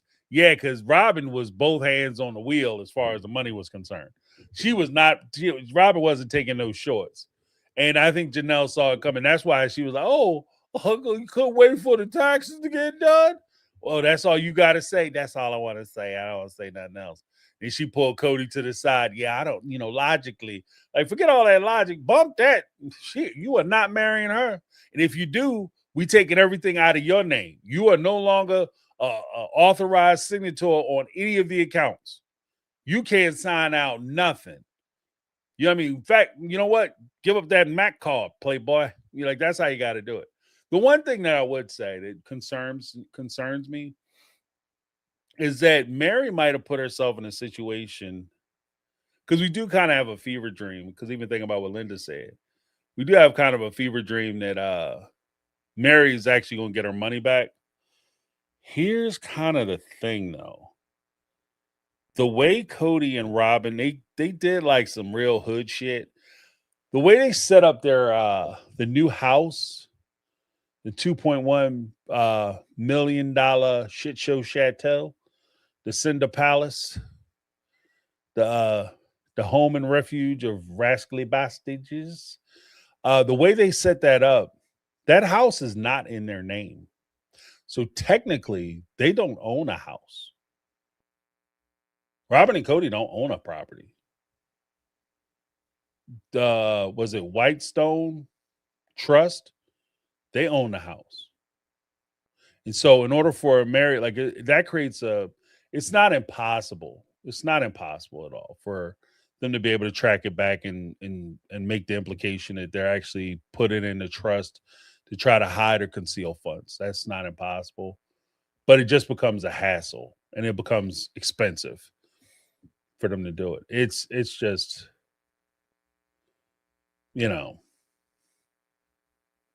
it's a mess. It's a mess, especially when you're dealing with shifty people.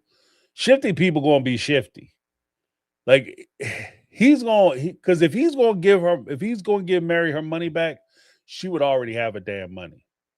And he will be, not only would she have her money, but he would be the first person hitting those airwaves saying, I got Mary her money, because they have the HELOC.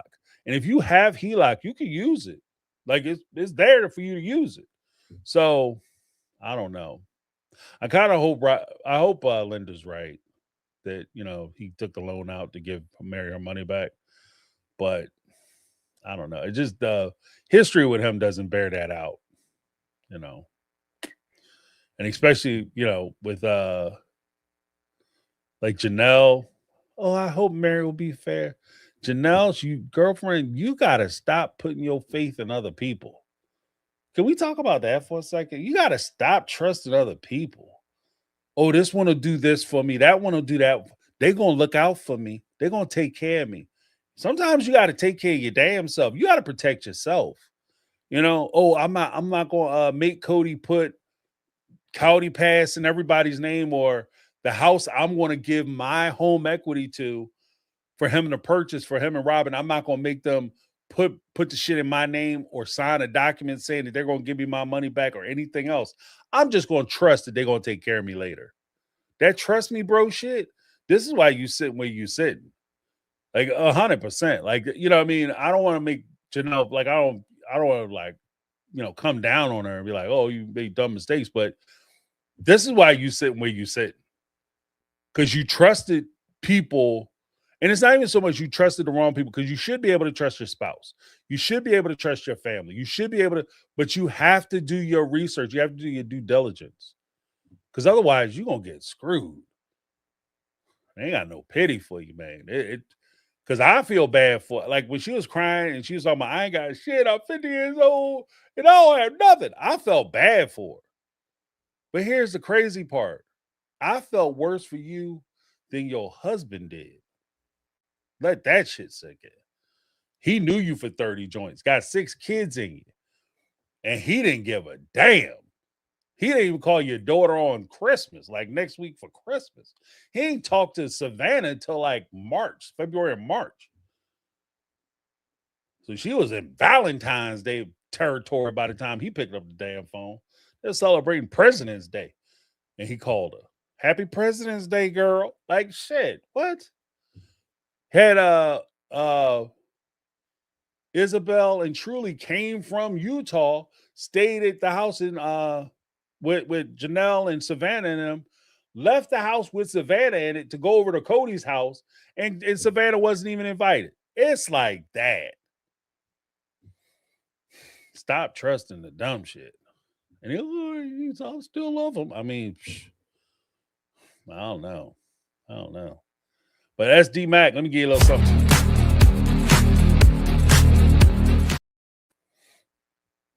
Yeah, don't trust fools. Trust yourself. I trust myself. SD Mac, $5 super chat. Remember Mary and Kody liked another plot of land? Robyn wanted Kody Pass. Rewatch that episode. Yeah, Mary, they wanted a piece of land. What's that land called? It was like it wasn't Shepherd something. But that was the first place that Mary and Kody went, and she really liked it. It was like on a hill, had the trees, and she was all excited about it. I could move here. That's when Kody was like, "Yeah, we could start dating." And he put his arm in Mary's arm, and she was all excited because he gave her some physical touch, and he was love bombing her. Yeah, girl, you sell your house, we might be able to get all this. What you think, girl? Mary got all excited. Ooh, yeah. Cottonwood. Thank you. That's what it was. Cottonwood. Yeah, we can get some cottonwood.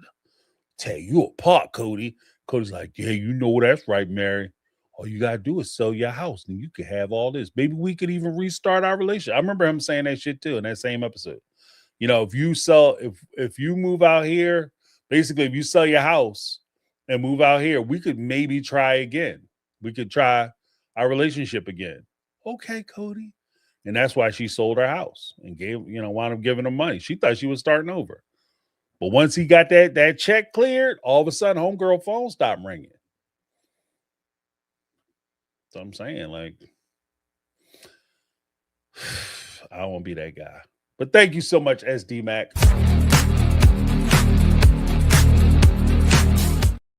SD Mac in the house. Next up, we have we'll go I'm gonna go for people who haven't been on the show yet, then I'll come back. I will come back. All right, Christian, what's going on? Hey James, I've been on the show. Oh, that's okay. That's all right. We'll let you fire. I'm gonna be quick out. though, because I'm sitting on my porch on my lanai and it's chilly out, but I'm gonna be quick. So the biggest thing, this whole Tell Nothing episode was garbage. But the one thing that it did do was it opened some people's eyes to Miss Janelle. I've been watching it the whole time.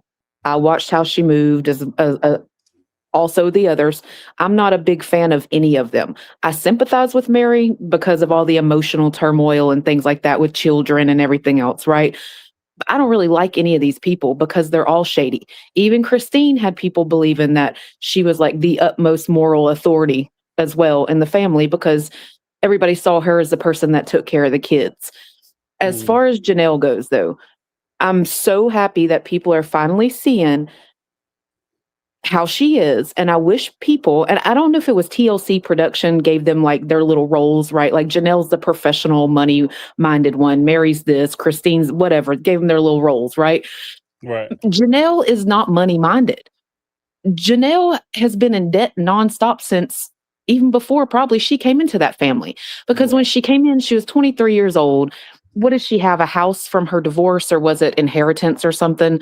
I don't even know if she fully owned it outright or what was going on. I don't know about y'all, but I wasn't making no money at 23. And I know she wasn't either. Okay.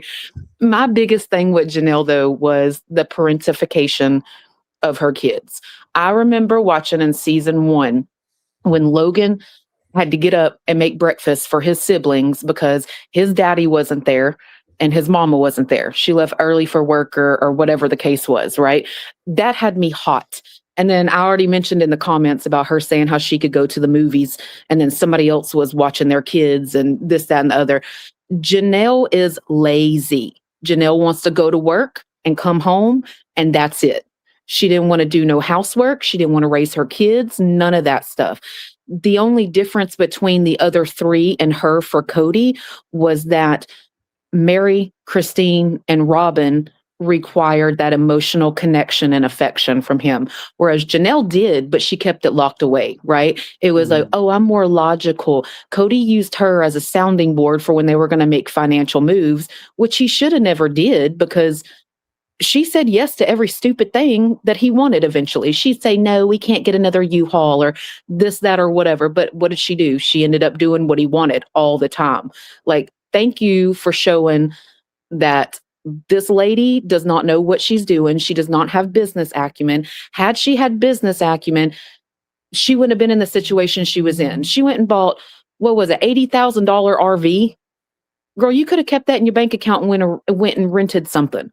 You didn't need to do that. Or you could have took that and put a down payment on something to buy. Like, I don't understand what I just don't understand how they get to where they are with all the money that they've had. We all keep watching this. We all keep giving them their views. Well, I don't. I watch it on TikTok for free now, but I'm just saying. So everybody just keeps giving to them. So I get what Megatron was saying in the comments about how she feels about Janelle because she's in her neighborhood now, right? She's looking for handouts from her people. And so I understand completely how she feels about that because she ain't getting 1 red cent out of me for her little Tata Farms, for her little catchphrase shirts, nothing from me.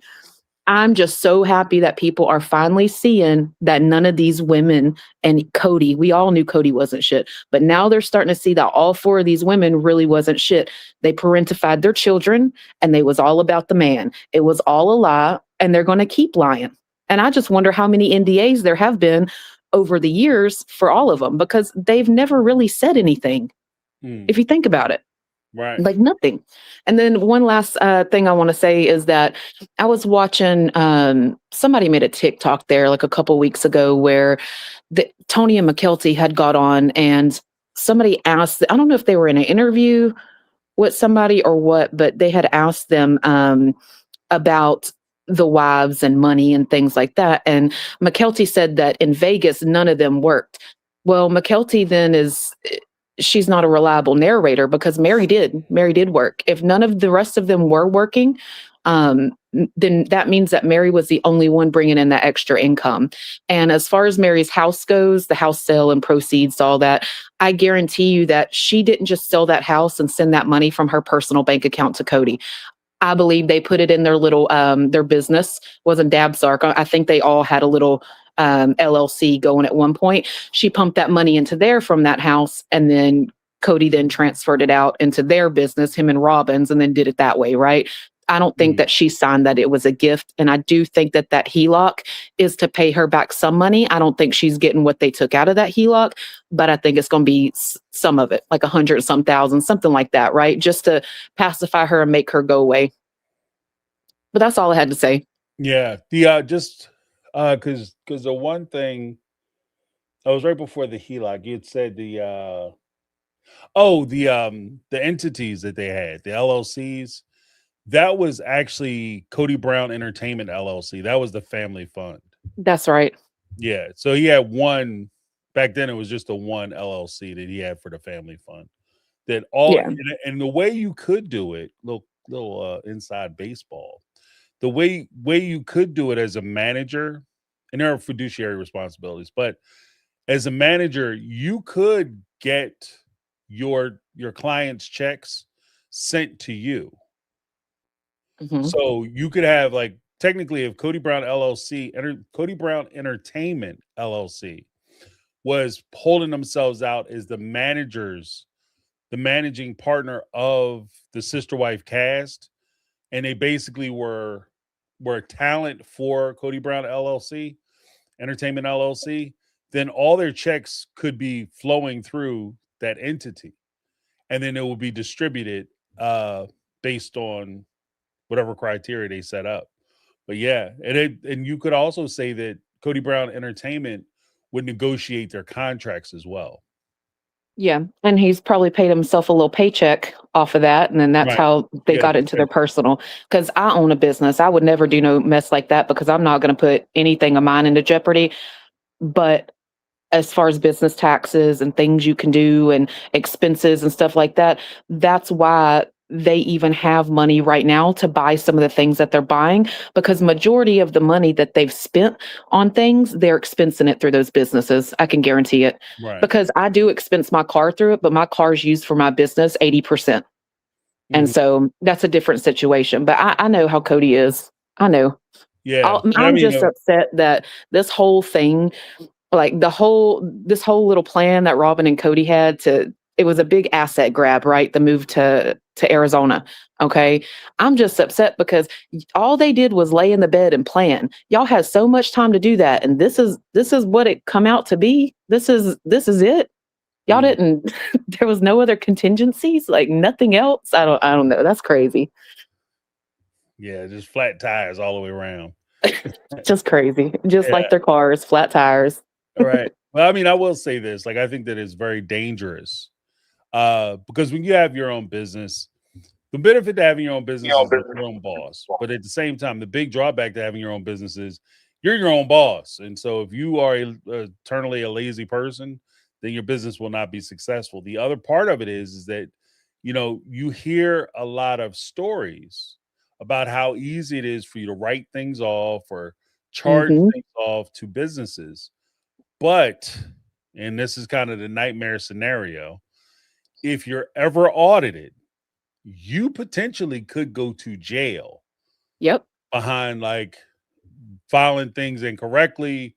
There's a point where it's like, okay, yeah, I can see you made that mistake. But then there are things that are like, oh no, this was no mistake. This, like, you were, for your business, you had to buy a Mercedes-Benz, $130,000 Mercedes-Benz. Really? What business is that? Well, I'm on a TV show. They provide transportation. What, are you on a racing show? Like, do you race cars?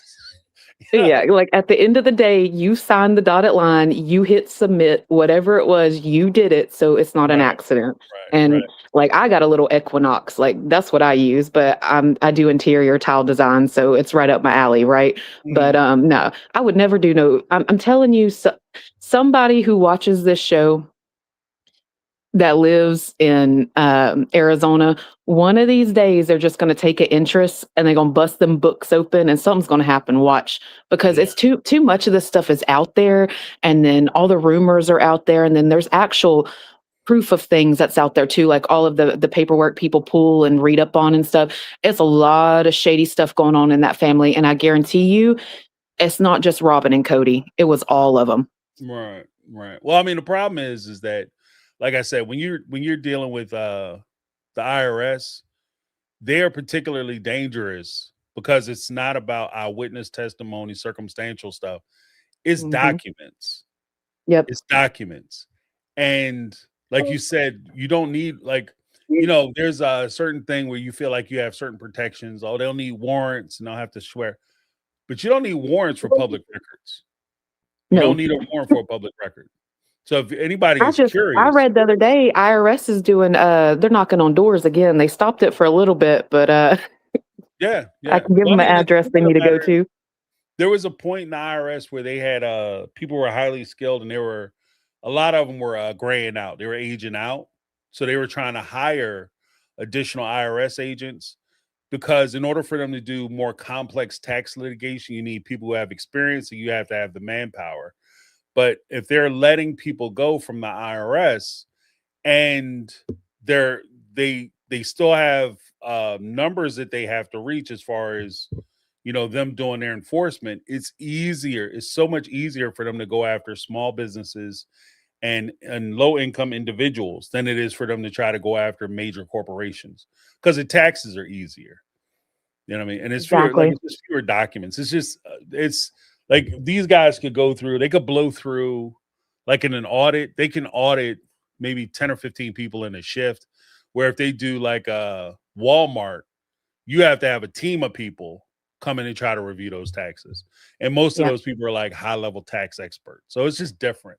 So but once they get and the thing is, like I've always said, and I don't know how true this is, but my feeling has always been, like when it comes to the IRS, I do everything above board, if not higher, because I don't even want them to look at me twice. I want them looking at my books. Like I want to have to go back. I want all my shit to be perfect, so that way they say, okay, he's good. You know what I mean? If they say, oh, you owe us a little bit of money, here you go. Here's a check. There you go. I don't even want to argue with you. You got it. Because I'm the same on that. Yeah, I'm the same. I'm the person that I got simple personal returns and then simple business returns, and I use an accountant as well. But when I go to file my taxes, I will pay extra for anything, and even just my everyday life, like QuickBooks, for example. Most people would be like, "Oh, I'm gonna use the free or the basic version," right? Nope, deluxe. Give me the deluxe. Yeah, I don't need no mistakes in my life. Because, like you said, I mean, one of the big things that just kind of goes unmissed is that even if you hire a professional, and it would depend on you buy the insurance and shit like that, but at the end of the day, you are responsible for your taxes. Yep. You are responsible. So when they ask you, go ahead, sign here, when you sign, you're saying that all the information you provided is true and accurate, and this is what it is. And if it's wrong or there's a mistake, you're responsible. You're responsible. Like your accountant can sit there and look sad, but you're the one that's sitting there talking to that man in that office. I mean, and he's going through your life with a fine-tooth comb. Like I said, I don't even want to do it. So I'm good. Well, and it is income tax season, everybody. So if y'all are ones filing your taxes on TurboTax, get the deluxe. They give you auditing, like it's all on them at that point. Okay. So don't be going for the free basic, pay that little whatever, $99, $109, whatever it is, get the deluxe version of things that will put you in jail. Okay. Don't go cheap. Yeah. That's my advice for the night. You have deductions. Yeah. Exactly. Like student loans, houses, you got interest or capital gain stuff. Yeah, for sure. Business expenses, yeah. Because there's also like a little thing too. I think that some folks think that you can write anything off, just call it a business expense. It's not how it works. Like you just can't just, you know what? I have a business. I'm gonna buy 3 brand new suits and I'm gonna just say it's for my business. You have to, especially anything that you can wear independently of a business. So if you have, for instance, a logo or something on a suit, then that might be easier to write off as opposed to you just going out buying Armani and saying, I'm gonna use this for business. And they're like, okay, we got 3 pictures of you in church with it. So I work with contractors nonstop, and one of the guys that I worked with a couple times, I heard about him getting himself in some trouble because you know, when people open businesses, just LLCs, and they're like, okay, I can do everything. I don't need help doing this. I'm going to avoid this because I'm trying to make a revenue. Well, he got audited, and they audited him down to his cell phone that he put on his expenses about how often it's used for business versus personal. Okay. They got him. Yeah. So just be careful, y'all. Yeah, because they look, you might feel how you feel about the IRS, but at the end of the day, they are professionals. They want their money. This is what they do. This is what they do, like all day. Like I do taxes, you know, depending on what's going on. Maybe you'll do taxes once a year. Most people, you know, if you have some kind of labor intensive business or whatever, maybe you do it 4 times, you know, for each quarter, semi-annual, whatever. But this is what they do day in and day out. They taking classes, they taking, you know, a professional, like, no, I'm good. I don't need to argue with you folks. I'm good. I trust you. Because at the end of the day, no matter what you say, Uncle Sam gonna get his money. Yeah, something's gonna happen. I'm telling you. All this stuff is public for them. Something's going to happen if it already hasn't, because we don't know what situation, what letters they've received in the mail and knocks on the doors and being served and this, that, and the other. I'm telling y'all, some stuff's going to come out. Yeah. It can get gritty. But thank you so much for calling in, Christian. I appreciate you. Thank you, James. Have a good night. Have a great night. Awesomeness. Awesome. We got into a little IRS discussion. We're gonna pull Zuzu up. What's up, Zuzu? How you doing? Hey, how are you? Doing very well. I'm doing good. So I have a few points. I actually watch the show, but I don't watch it on Sunday. I watch it on Monday. HBO. Only reason I got it is because my kids gotta have their Disney Plus. So I heard that. But no, like with Christine, what was her storyline this whole season?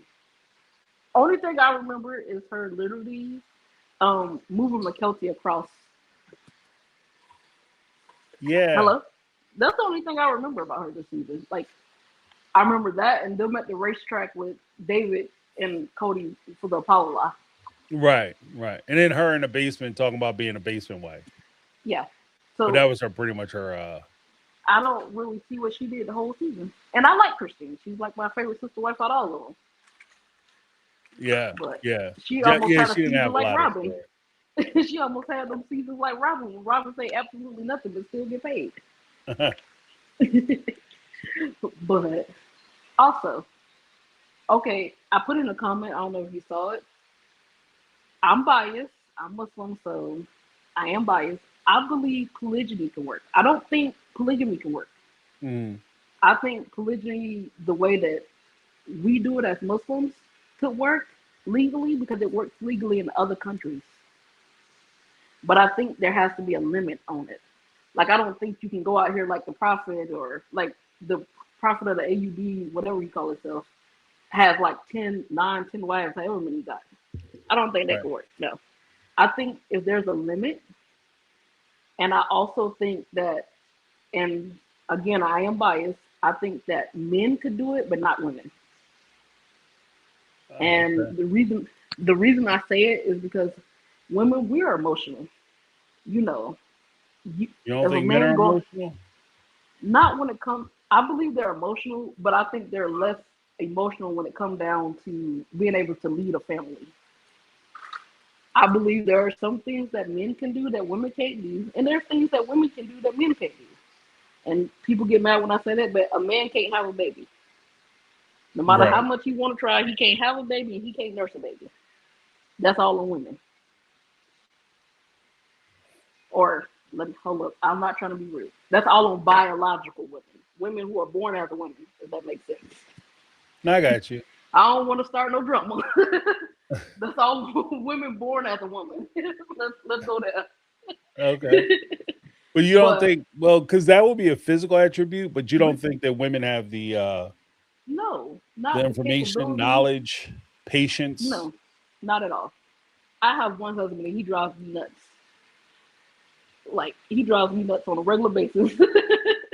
I can imagine having 4 of those around here, or even 2. No. There's some days I'll be like, let's go to work and stay there. So I believe it could work, but I think that there has to be rules. Like when you, like for instance, if it's legal, when you come into marriage, what you come in with, like for Islam, a woman's money is her money. His money is our money. It's divided. Mm. So if you come into marriage and you say you come into marriage, you got 25%. Like you came with $100,000. That $100,000 is yours automatically. And then whatever y'all two incur together, if say he got another wife, but y'all two together, and he gets another wife like 10 years later, like with him and Robyn, like 10 to 15 years later. If what y'all don't accrue up to that point, that's between you and him. And then if she comes to the marriage and say she brings in $60,000, okay, that $60,000 is automatically hers. Then what they start accruing together, then that becomes a joint asset. But say she gets in the marriage and then after 5 years, oh, I ain't down for this no more, I'm leaving. So whatever from that 5 years plus that $60,000 that you came in with, that $60,000 automatically yours. Say y'all came in 5 years, y'all made $100,000. $50,000 of that are yours. That's how I would break that down. Right. But what would happen if you, because that would work if nobody ever touched the money. But say somebody came into the house and you guys decided you were going to buy a home. Yeah. So if they contribute, well, because also I think you guys have a thing where everybody has to have their own separate house.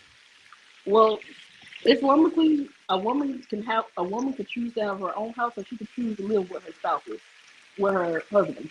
But me personally, if I was gonna do it, I'm gonna have my own house. That's right. Just period.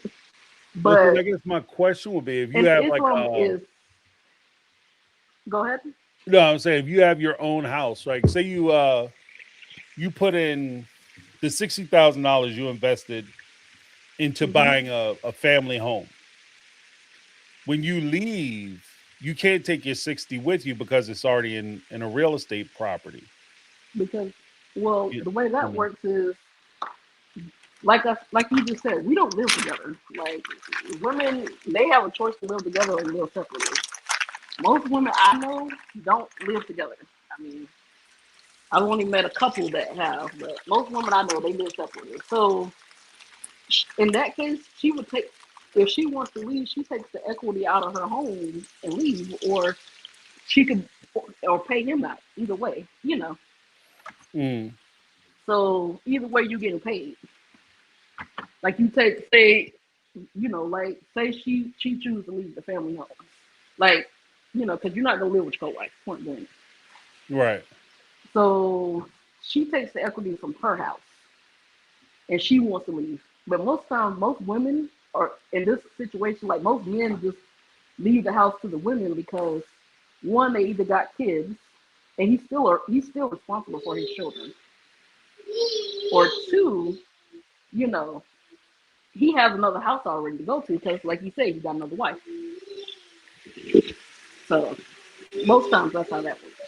Right. At least from the people that I know about it, that have divorced and well, because technically they wouldn't have legal protections because they wouldn't all be married, right? Yeah, I mean, but if you sign on the dotted line on the house, as you know, as the show said, everybody's entitled to everything. If you all, like, if everybody decided to sign together, but because a man could be on more than one house at a time, like even if Yeah.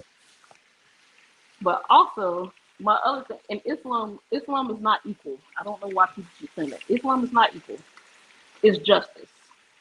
So, example, you need shoes. One wife needs shoes, but the other wife needs a coat. He buys one wife shoes, and he buys the other wife a coat. It's not equal because you didn't get both of them a coat and you didn't get both of them shoes, but it's justice. It's fair, if that makes sense. Right. So that's my 2 cents about that part. But also with Janelle, my next thing with her. Janelle gets to me. Like, okay, first off, why would you think that's okay to marry your brother-in-law, your sister-in-law? husband. I don't even get that. But also, that's your stepbrother. I mean, come on. Not only is this your stepbrother, is your sister-in-law, is your brother-in-law. I mean, we thought Christine and Kody was weird because they cousins, but come on now. She's doing too much. She's really in the family tree. Is she in deep? That's all. Man, that is crazy to me. I think for her, I think this season have made her look bad. I think she really might be leaving the show, and they're just going to make sure that, hey, nobody's going to like Janelle. That might be their bargaining chip to force her to stay on the show. Right. To make her look bad, so that, you got to try to redeem yourself. Because as Megatron said, Kata, I'm from Greenville, South Carolina. And it used to be a small town. Once everybody know your business and everybody don't like you, or you get that one family that's down there that be like, nah, we don't like her. Nobody likes you. And it becomes a struggle. So I'm just saying she might want to rethink that one. But my other point was Mary. I don't get Mary. She did so good last week, and then this week is like, she's like, oh, well, no, I had control. I had to. No, just say how you really feel about it. Like, say what you really thought about Kody. Like, stop. They try to protect him. Like, I think sometimes they get to the point where they're so truthful, and then it's like, when Jen was sitting next to her, she was so truthful. Right. Then all of a sudden, Jen moves. It's like, oh, I got to go back to being in the shell, Mary. I can't say anything. And I think that's why they don't want like Jen or David on the show, because they hold their feet to the fire. Like, I believe they tell them like, hey, you gotta be truthful with this. You gotta be honest and stop, as Jen says, stop kissing Kody ass. But yeah. Like the thing of him being neurodivergent, I have a neurodivergent son and probably a daughter too. F Kody. And F Suki for even sitting there bringing that up, trying to make it a thing. That's just so disrespectful to people who really do have those problems. Because just like with Dayton, like I believe Dayton might have had it, but like she said, they never took him to a doctor to be diagnosed. Robyn diagnosed Dayton. Dr. Robyn. And I mean, like we know, she already setting him up for a divorce anyways. She's made it clear. Kody just I don't understand how he can't see what's going on, considering he's had 3 women leave him already. Right. Because Robyn has made it clear. She ain't sticking around. No. I believe during the tell-all, they might have been separated. I don't believe they were divorced, but I think they might have, like, the way she always say, well, he's always out there in the garage or somewhere else. Or, he's always in the guest house. I believe she meant that in another way. Like, he's sleeping out there. Like, that's what Kody at. That's where you stay at? Yeah. Because if you think about it, back in, I think it was season 19, Kody mentioned to McKelty that they were looking at a house with a guest house and, Right. Like, they've been scoping that property. Because even when she went to go look for the property, when he was like, yeah, I think it's time to buy another house, and she goes, like, the house I wanted, like, she had already knew about the property that she wanted. It wasn't nothing new. It was just like, oh, so you want to go to the house I want? I think that was his way of trying to get back in good graces with her. Because I think she had already started showing that she was out the door. Right. I think that's why all the conversations of, are you going to accept me as a monogamous? Which, she don't accept him as a monogamous. She don't accept him at all. She just wants the money as long as it's going to last.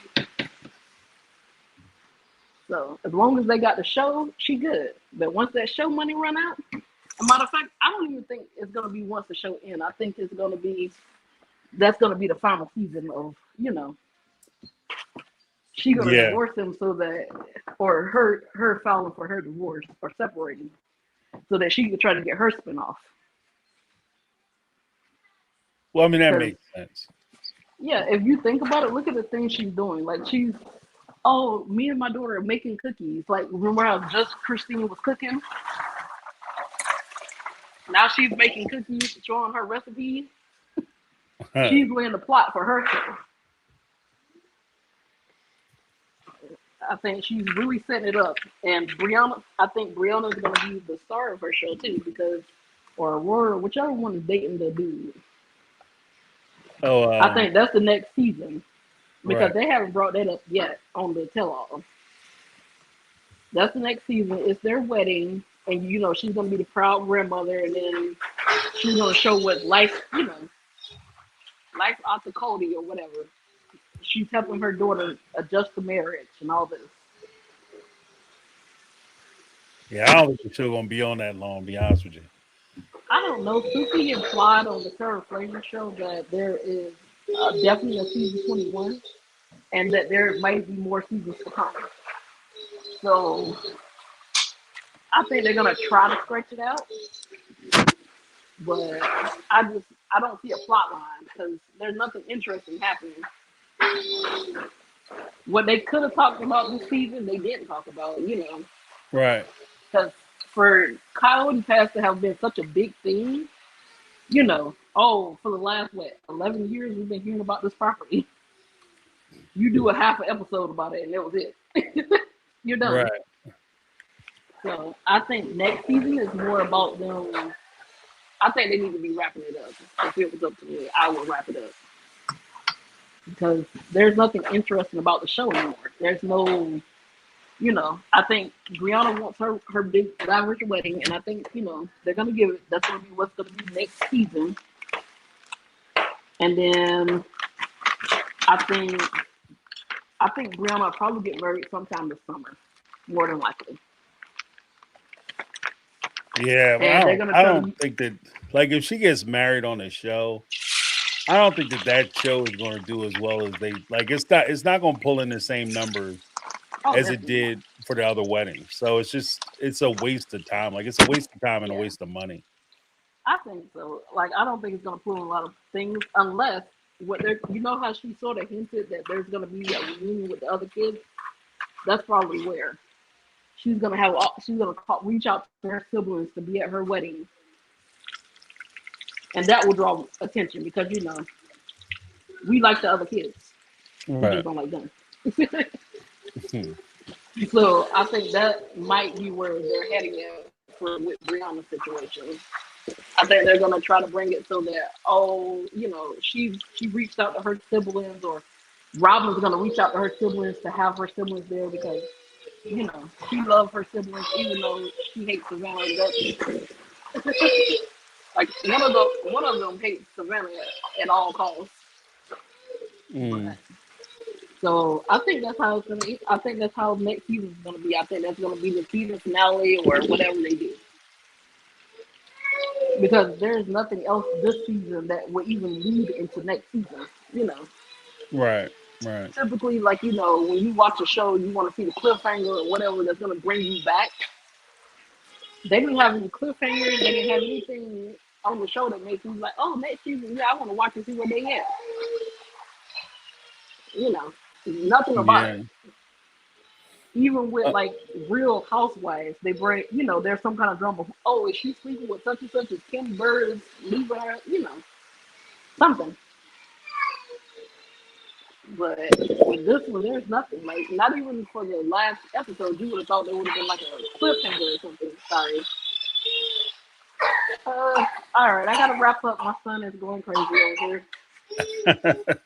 Sorry, I know you hear him in the background. That's all right. He's being a child. They do what they do. Yes, my son's neurodivergent. He's autistic, and he is definitely right now. He's fussing over the wheels on the bus. That's all right. He's having a good time. As long as he's enjoying himself, he ain't crying. It's all good. Oh no, he's playing with the bus. He's out. He ain't worried about me. All right, well, thank you for calling in, Zuzu. I appreciate it. You have a fantastic rest of your evening.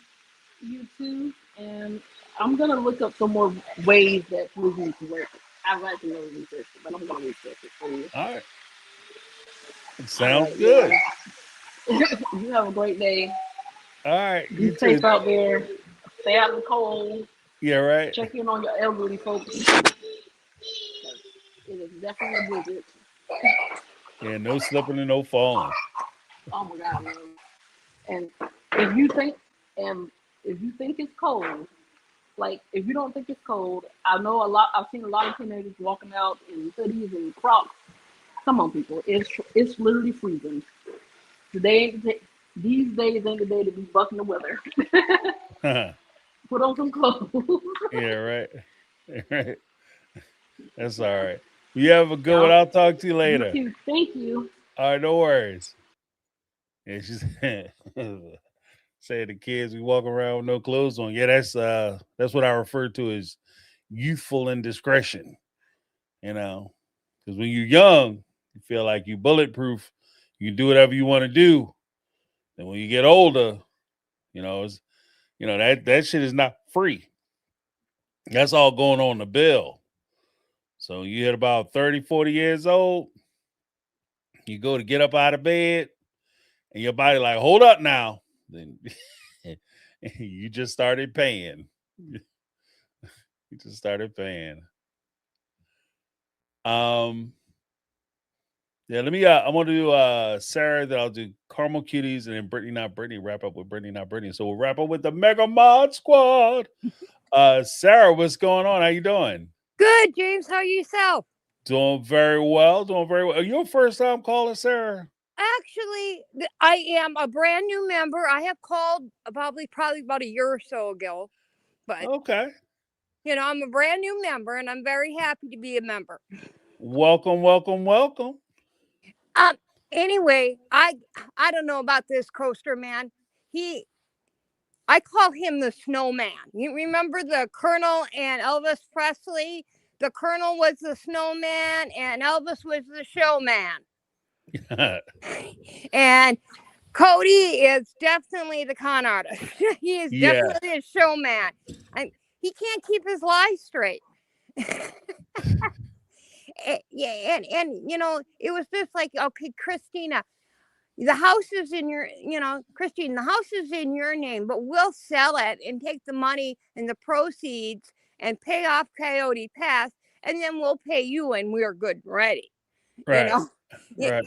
And he's done that to Mary, and he's done it to Janelle. Janelle was separated from Kody, and all of a sudden he needed her buying power to buy that house before they moved to Vegas. Mm. And then of course it was Janelle's 401k that they cashed in to move to Vegas that paid for Robyn's business that was a failure. And she wanted to start that gym, remember? Yeah. And it's all about, my God, the woman had a safety pin holding up her bra strap, but Robyn can get all the money she wants for groceries or go on spending sprees, and she didn't come into that marriage with anything. She came into it with debt, which Janelle paid off, and I believe that they did that gift thing when they were about to sell the house because, Christine was coming after him for money for Truly and stuff like that. So they wanted to get out of that house and buy that new house. So because Janelle and Mary's money was stuck into the mega mansion. Right. And I don't know why they didn't go after it. Those women should have gone after that money. Mm-hmm. All the LLCs, he's taken everything and along with Robyn, and they've dipped it. I don't know what Robyn does because she sure don't work. She never worked. I bet her kids can even clean her house.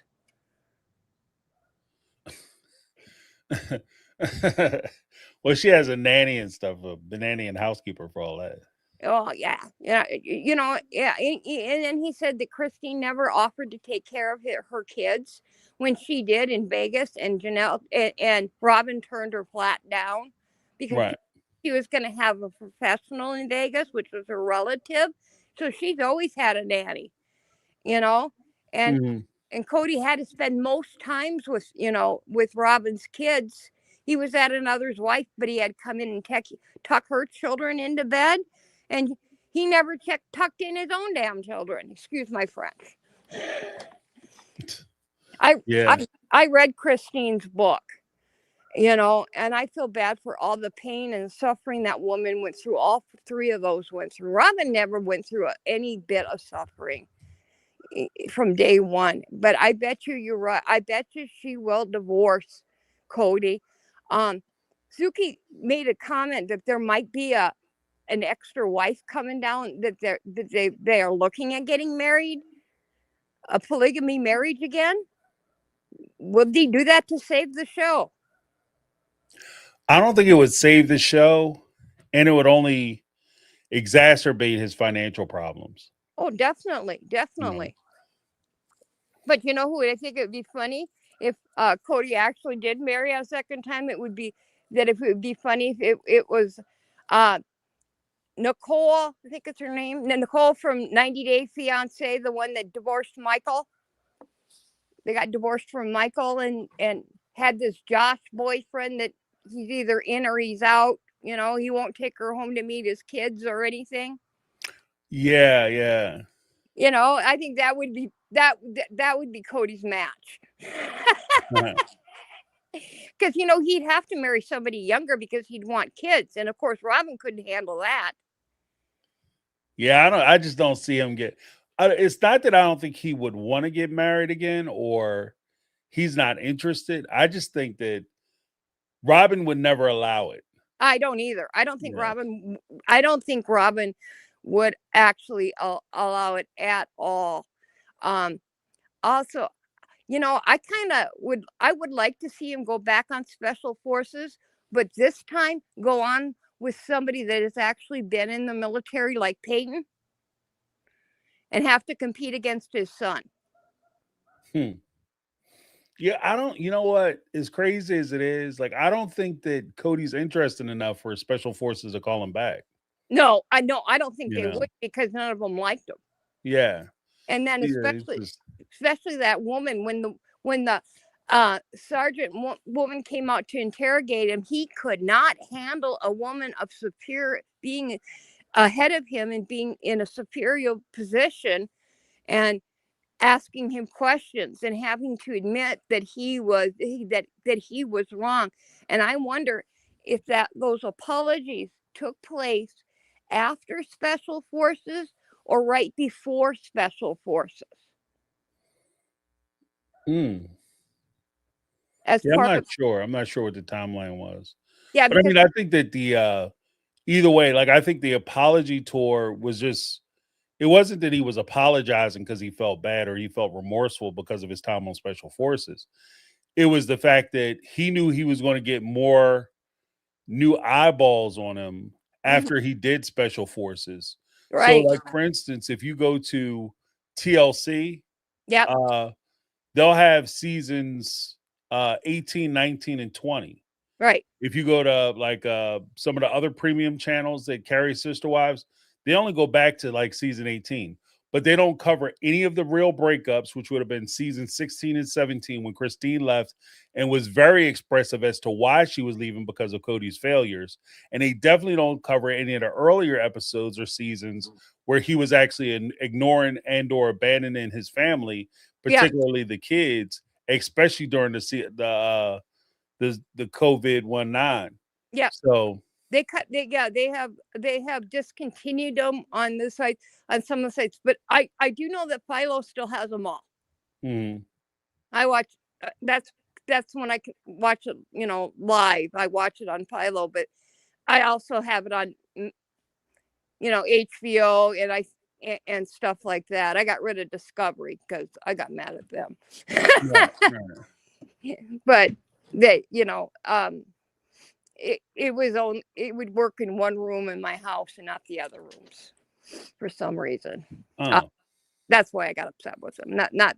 Not for their programming. Just I couldn't get tech support, so I canceled Discovery. But I still have it on lots of other channels. I have to get my Sister Wives fix every week, but I think this is going to be the last season. I would wish they would do a tell-all with all the kids from the OG3, especially. Right.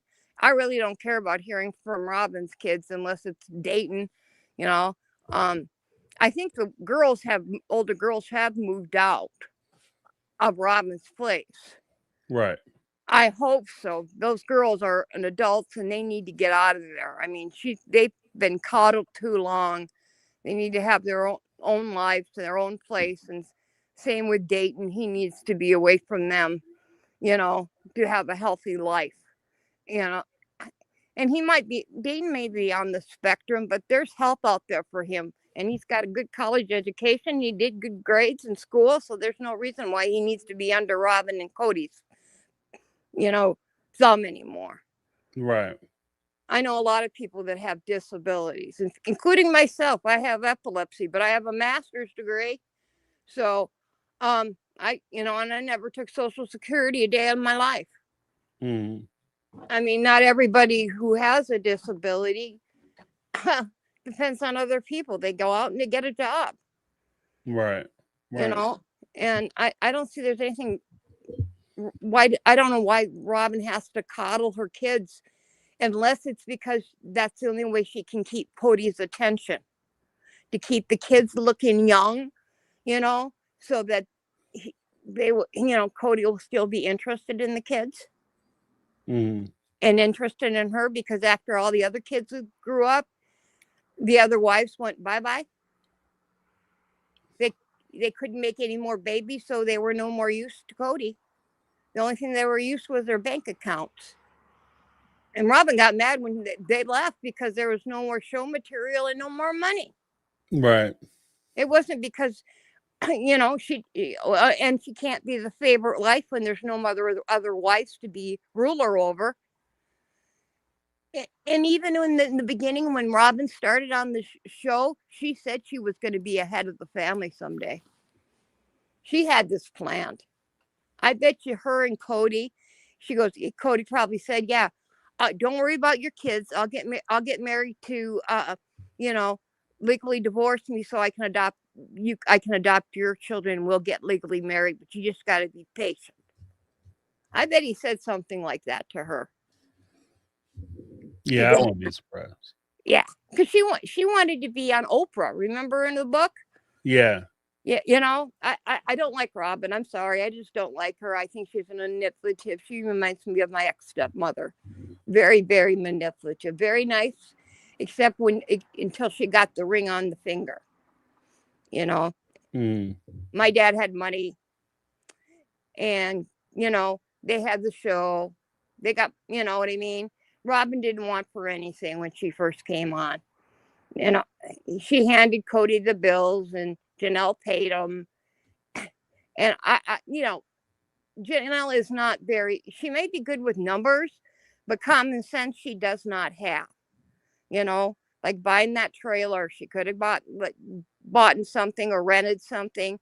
Kody would talk her into these ideas and she'd just smile and go along with him. And then even that apology, she just kind of, oh, Kody, we really didn't know. We were young. Hello, he knew what he was doing all along. He was snowing all those women, and he wanted them to compete for his attention, so they would fight each other, and then he could come out looking, smelling like cologne, being all sweet and being the top dog, because they're too busy fighting with each other and to worry about what Kody's doing or what Kody's saying.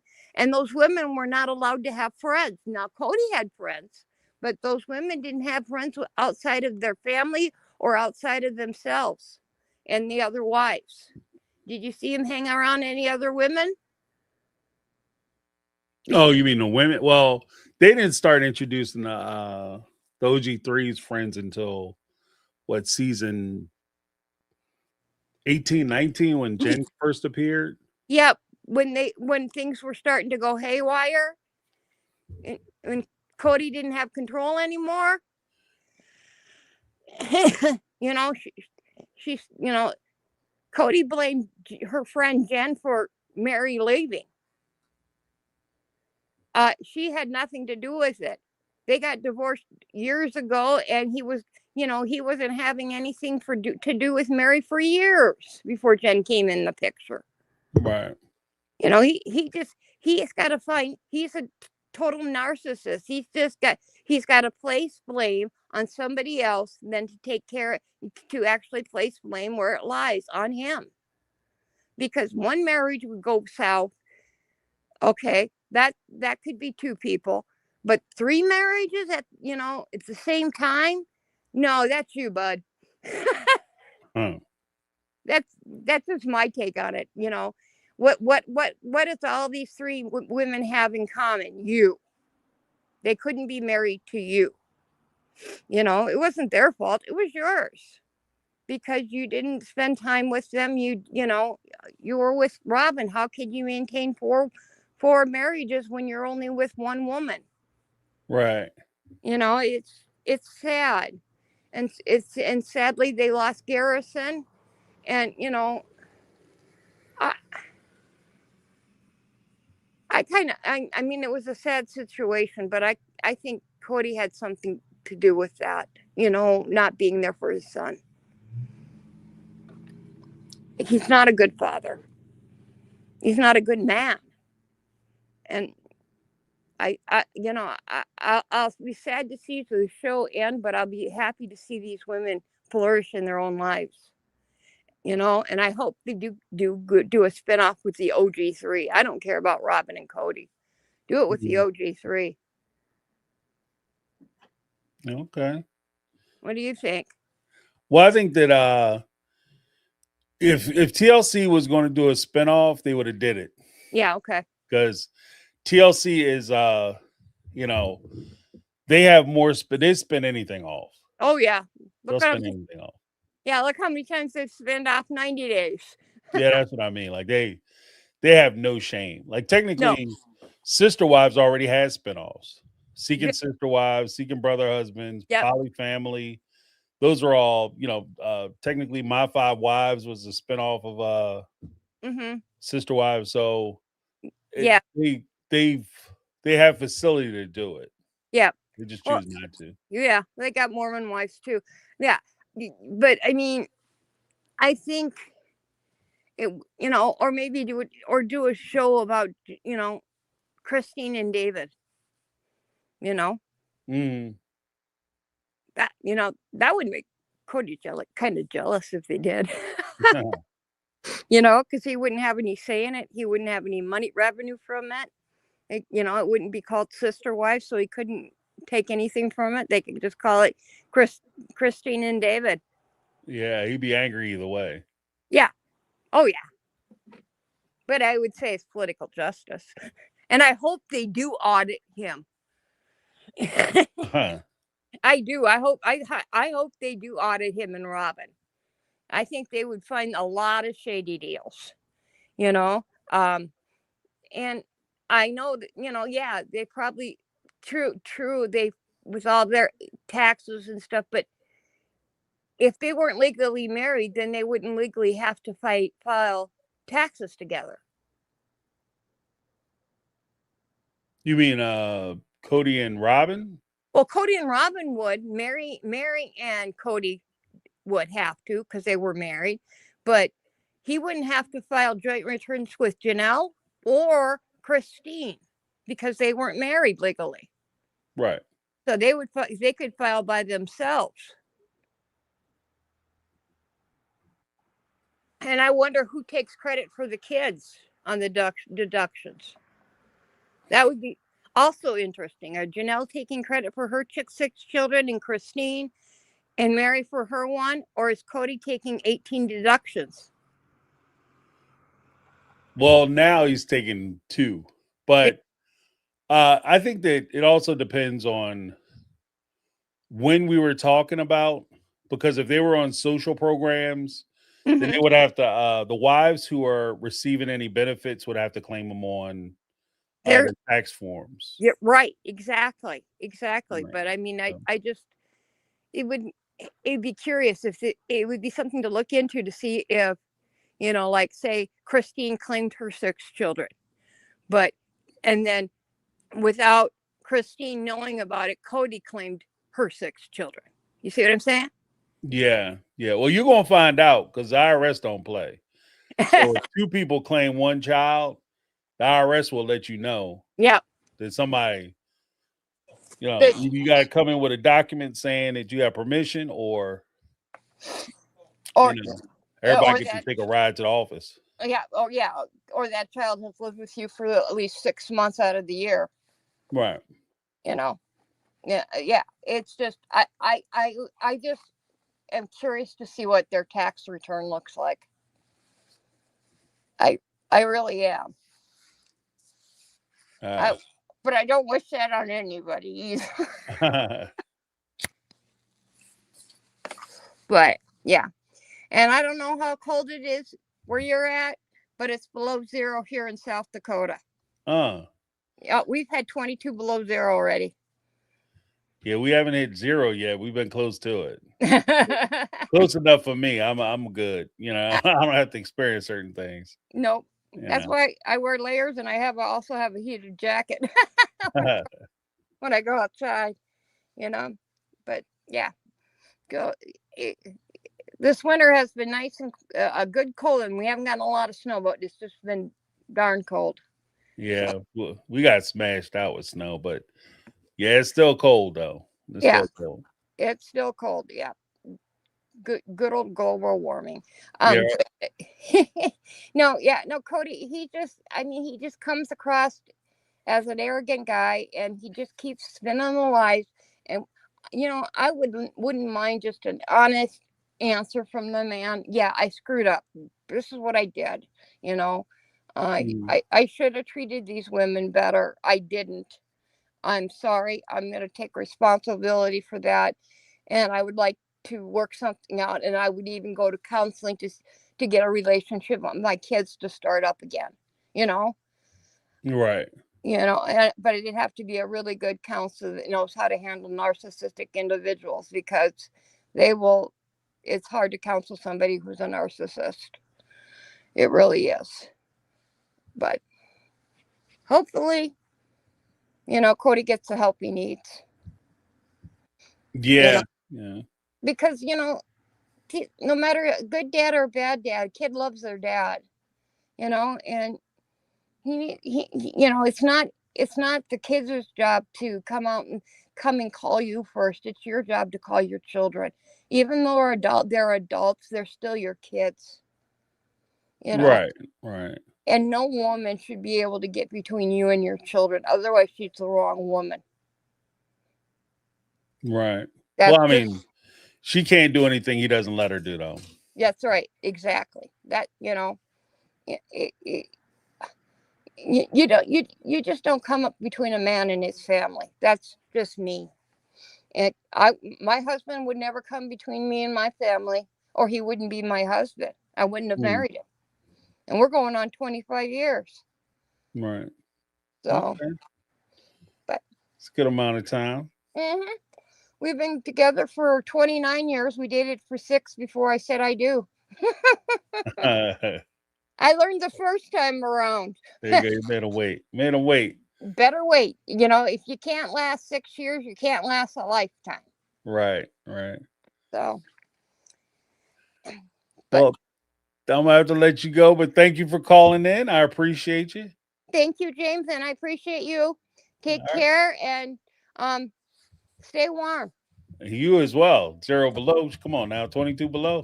You have to set yourself on fire. That's why there's a lot of babies being born in South Dakota. Yeah. You guys will have a baby boom. I'm telling you. Hospital's going to be full in about 9 months. Standing room only. Exactly. All right. You have a good night. You too. All right. Bye. Awesomeness. Let me just do some super chats real quick. And we had Darlene Hall with the $2 super chat. Sarah is a longtime friend and member of IQ. Okay. Yeah, I got some good news about IQ the other day, so good on her. But yeah, check that channel out, IQ Live. It's very good. She doesn't post as regular as much anymore, but I think she's definitely worth a subscribe. And because when she does post, she does good work. IQ does good work. But thank you, Darlene. I appreciate you. We have a Ty with the $20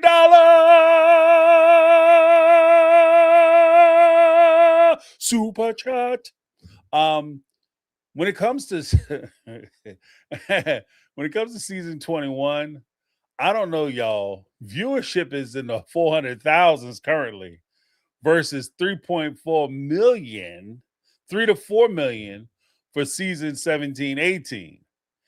They can film all they want and try to market the show, but if TLC / Warner Brothers Discovery don't pick it up, pay up, Sister Wives, is over. This is actually very true because Sister Wives numbers, like Ty was saying, have been tanking.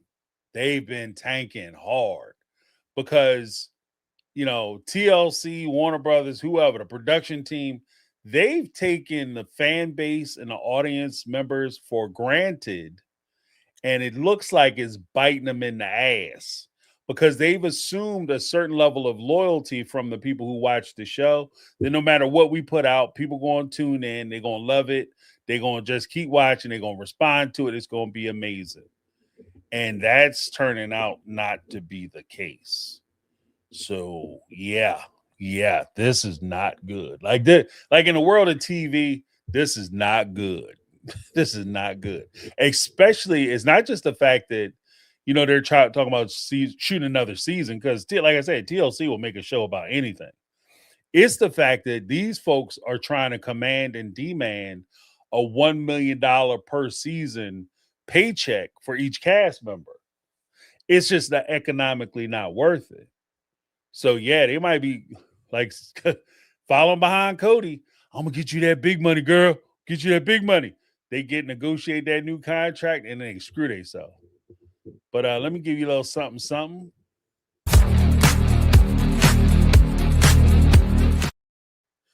Then we had another super chat from Ty with a $2 super chat. Can y'all imagine Kody on YouTube, Patreon, shake my head? Yeah, right. But like, I collab with you, player. We need to get on TV and talk about the manosphere and how awesome and amazing the red pill community actually is. And that is a dum-dum. Don't do it to yourself. Don't do it to yourself. Because I've been saying for a long time that I think Kody was trying to join the manosphere. But the manosphere itself, like as a whole, is already going down in flames.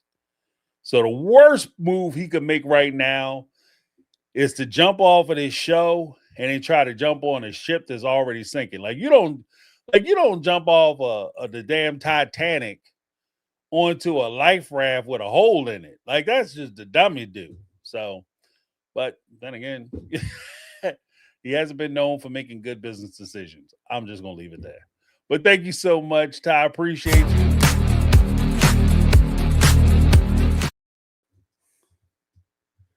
And we're going to go into the next caller. Carmel Cuties, what's going on? Hey, James. It's going. Been trying to hold down the chat, and it's got a little spicy earlier, but I think it's calmed down at this point. But yeah, some of these Janelle stands is cracking me up and giving me a headache at the same time. I don't know. About an hour ago, I was ready to go hard as hell, but I think I'm tired and these medicines have kicked in now, so I'm like in a chill spot. But Mary getting on my nerves with, staying quiet. I feel like at this point, just go ahead and say it, boo, because ain't nothing else that we don't already know. Start spilling the beans. And I feel like for you to be making this big ass point of, I will not be silenced. I'm not going to have Kody hush me or try to talk over me or do all these things to me, but yet you're still staying quiet for the most part. Right. Would be nice to know exactly what's going to happen with the catfish story, how deep we're going to get from Mary's perspective, because I know she does downplay it. She damn sure don't like using the word catfish. and she doesn't act like as if Sam wasn't a real individual. She wasn't going to be like deuces up to Kody. But we shall see how honest she'll get about that. Now, Janelle, mother loving Janelle. Janelle trifling as fuck. I'm gonna call a spade a spade. And whoever don't like it, you just don't like it. Oh well. Ain't no way. And don't get me wrong, my life is going to bed with a sink full of dishes. I can't. And I can't imagine being in a small ass trailer, and the fact that y'all don't have a garbage disposal. So if all that food is just sitting in them drains, I can imagine the gnats that might have been flying at looks. I could smell the smells that's coming out of it. And I'm like, even as a woman, I just don't understand how in the hell it take all of 10 minutes, maybe 20, to bust a couple suds. And if you was genuine and clean individual to begin with, I clean as I cook. So the only thing left in the sink after a meal has been cooked is just the dishes I used to cook it. Right. Everything and what we ate off of. But hell, my household, we use paper products anyways. So that shit go in the trash. But the fact that she sat on that couch and laughed about, oh yeah, Mary used to complain because, I didn't put the little catcher in the drain that'd catch the food. So I just go shove more food down there. Like, that shit was funny. You a nasty broad. And the fact that, and I guess it makes sense even as I'm talking about it, because if Kody is nasty and as funky as he makes himself be when it comes to Robyn, oh, smell my funk. Y'all two funky motherfuckers was meant for one another. But the fact that you were, however her marriage was to Adam, it is what it is. You, of course, Mary's happy. She's engaged. Look, meet my new boyfriend. And he walks in the room and her coochie got hot. She felt a twinkle and a twine in a spot she probably ain't felt in a long time and decided right then and there that, hey, that's going to be my man. I'm going to be a part of this family. And whatever I need to do to get there, I'm just about to do it. Then to add insult to injury, you divorce your husband. And I'd really love to hear why that came about. And since he's no longer living to tell his side of it, the only person we possibly could either get that from would be Mary or one of her other sisters, and or from Janelle's mouth. But I don't know how much I would even believe it coming from Janelle at this point. But the fact that she asked to be a part of the family, she was creeping around on lunch, quote unquote, dates that try to help Kody get a job or whatever the case may be. But then you opted and pushed to get married on Mary's birthday. The level of ass whooping Janelle would have gotten in that itty bitty trailer. I can't. Like, and I understand that they grew up in a cult or they grew up in that religion or whatever the case may be. It still don't excuse Janelle's behavior. I'm sorry, it don't. Ain't no grace on this part. If Janelle was 18, 19, wanting to get married, I might be sitting on a little side of grace. But the fact that she was a grown-ass woman on her second marriage at this point, and somebody wanted to comment about her frontal lobe, like, the Robyn comment. F that. At 23, you know exactly what the fuck you're doing. And you intentionally did it. Do I feel she might have been creeping and pumping and humping on Kody before they actually sealed their marriage? It's most likely. Again, she was the original Robyn. We knew the lengths he went through with Robyn before getting married. Who are we to say? I mean, shit, he done came out his own mouth. He had I can't pronounce the word, but he had his little fling in college before he even married Mary. So he was already impure. He was already doing the do, even before getting married to Mary. So I feel at this point, Kody don't have no limitations to how low he gonna go. But they all say you lay down with dogs, you come back up with fleas. Janelle's the flea. Janelle's the flea. And at the end of the damn day, she came into the family being trifling. She threw rocks and tried to hide her hand because however Kody bitched about Mary, that was the team that she jumped on until she needed somebody. And then all of a sudden it's Now we're going to be friends, right? I've said it from the gate. Janelle holds a grudge. So whatever she felt when it comes to Mary, she done held on to that. Oh, it was something about towels not being folded correctly or the dishes not being done. No, it was deeper than that. You were her sister-in-law. She looked at you as a friend. You kept coming around the fucking family even after you and him divorced. I felt like that was just to keep your hand in the cookie jar because you knew as long as you came around Mary's parents, eventually Kody and Mary gonna come around. And there's your end. Pretty trifling in my book. And then the fact that you're saying shit like, oh, I want my sons to have your build, and come to find out how funny she had the bulk of the boys that Kody had. Yeah, that seemed pretty planned out to me. Janelle trifling. And I know she don't dictate the sex of the baby. I get all that. But at the end of the day, you was already planning on having kids with my man before he was even your man. Get the fuck up out of here. Yeah, that was a cold statement. Trifling to the 10th power. And then somebody in the chat said tonight regarding, when wanting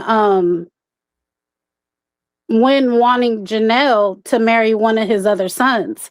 Yeah. And I know, like, in the beginning when Janelle talked about her mom, coming to be a support to her when she was like, let me introduce you to these polygamous friends that I know. And I've been praying for my testimony to become a part of their family. And then all of a sudden, Grandma Cheryl now up with Wynn and Grandma Janelle is in the outhouse. I think, and this could just be my own thought process, that, and Janelle has admitted her and Wynn bumped heads a lot.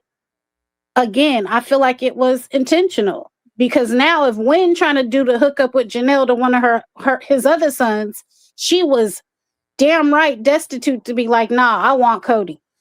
And I'm going to get Kody. And as you see, she got him. Right. Do I feel like she'll lay in wait and go back to Kody as long as Robyn's out of the picture? 1,000%. I think she'd be stupid because she may lose her kids and her grandkids. And to touch upon, I don't remember which caller called in and said it, but yeah, the fact that Kody ignored Savannah her senior year, basically, didn't come around, didn't bring Christmas gifts, but Savannah's birthday is in December. So that means he missed her birthday. And I think that was the year she turned 18. Yeah. That's a milestone birthday. You can't run around hurting my kids and think that I'ma just sit back and be smiling and putty in your damn face, worried about you saying, oh, I did love you. I know you did. I just know, bitch, please. You'd be loving on my middle finger as I'd be giving it to you through the doggone phone, because there's no way he would have got me sitting across from him at a table like we all good. We not. Then to add more insult to injury. And I'm sure some people don't feel like touching on the subject, but I feel like if people weren't cool at the time somebody passes away, I don't give a damn if they're a parent, a sibling, a spouse. Stay the fuck away. And the fact that you're now inviting him out to go put a headstone down on Big G's grave, I'm sure Big G's would have been flipping in there because he wasn't fooling with his daddy. He had gotten to the point where he pretty much washed his hands of it. And I'm sure he missed the times that they all used to share, but I'm sure he knew deep down that that time wasn't coming back. Why? Robyn's in the picture. And as long as they didn't get along and kiss Robyn's ass, Kody wasn't going to do nothing with them no way. The fact that you're skipping over many family members that were probably closer to Garrison than Kody ever was, that would bother me. If that was my brother, that would bother me. And I don't give a damn that that's his son. He wasn't fooling with his son. So let it be. You trying to force round Kody into a square peg that is the rest of the family, and it's not fitting.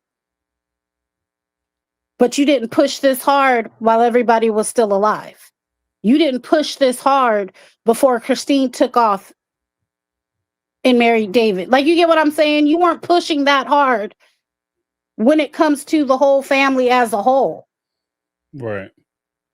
Like, I just rewatched right before the live started the episode where they all came. Was it Mary's backyard? And he actually physically handed out the rules to get together for the holidays. And, you know, Mary said her little snide comment to Robyn, oh, you mean the rules you made? And Robyn had an attitude talking about this isn't me. And, you know, Kody isn't one to be ran by his wives. And the fact that Janelle sat there being quiet, talking about, I'm not even going to open those that can of wolves or whatever, because she knew it was her kids that sat back and was like, this Robyn's fault.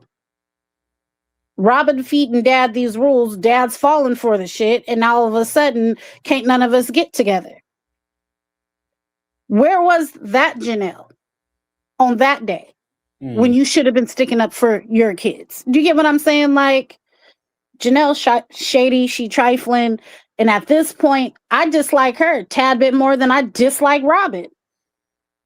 And I'm gonna call a spade a spade. Janelle ain't shit. Janelle been trifling, which makes me laugh at seeing some of the scenes where they're sitting in therapy and Janelle is running with the narrative. Hell, even at the tell-all, what did she say? Oh, Mary talks harsh or sharp or whatever she said. Bitch, please. You played them games with Mary. You poke the bear, and when the bear finally attacks back, then you want to play victim. You can't be a victim and a villain. You got to pick a side. And Janelle plays right in the damn middle. You poke the shit out of Mary, and then when Mary roars back, now all of a sudden it's, oh, look how sharp she is, and look how she talks to me, and oh, get the fuck out of here. You're not that innocent. Far from it. And Kody, yeah, he just, it'll come. The day that Robyn hits that divorce lawyer, it's coming, and we shall see what happens. But I don't know. I'm to the point now where this last episode, it's either y'all finna come with the big guns or it's gonna fall flat yet again. And right, I'm over it.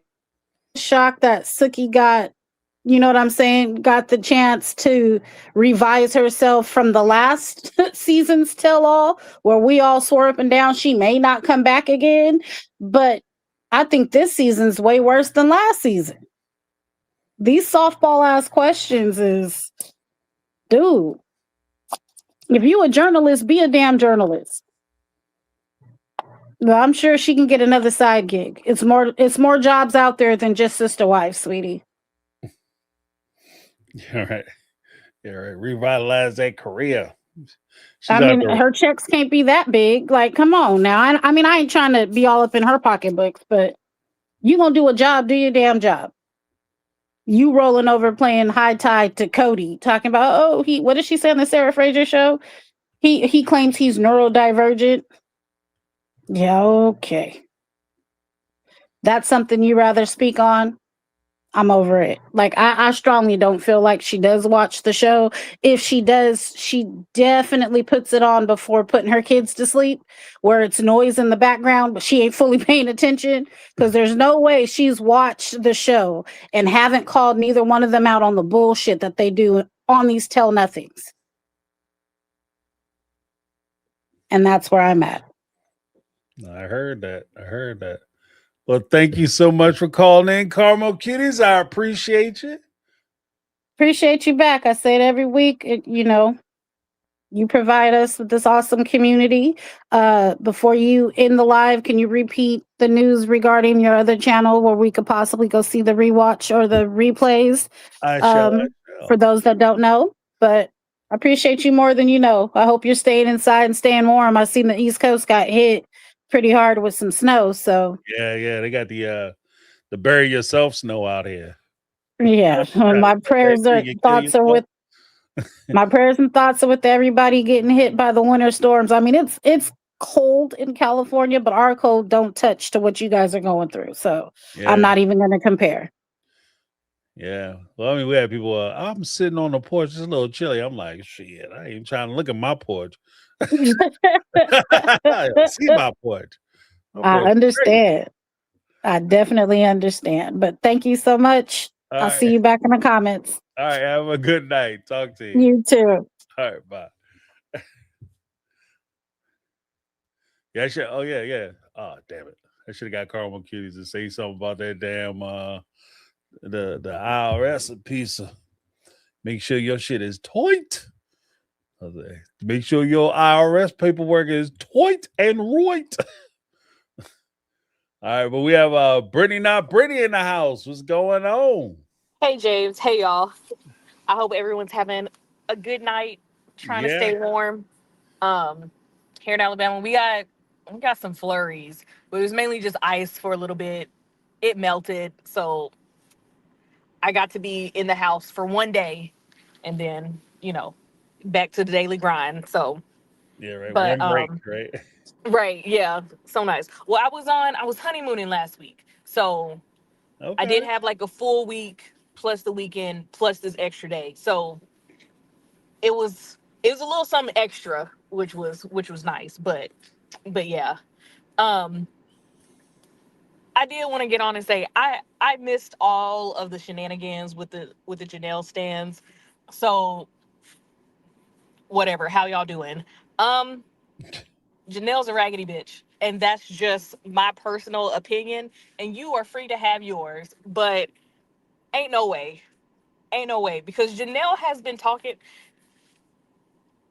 and you forget that the book exists based on the way that Janelle talks about how, oh, Mary was me. Like, she had an issue with how the towels were folded, and she had an issue with how the dishes were done and when the dishes were done. And you know what? Like, yes, is that nitpicky? Sure. Not really. Not really, because I feel like it's basic, like, hygiene and cleanliness. But whatever. All that aside, if you really feel like she's nitpicking, why is she nitpicking, Janelle? Why?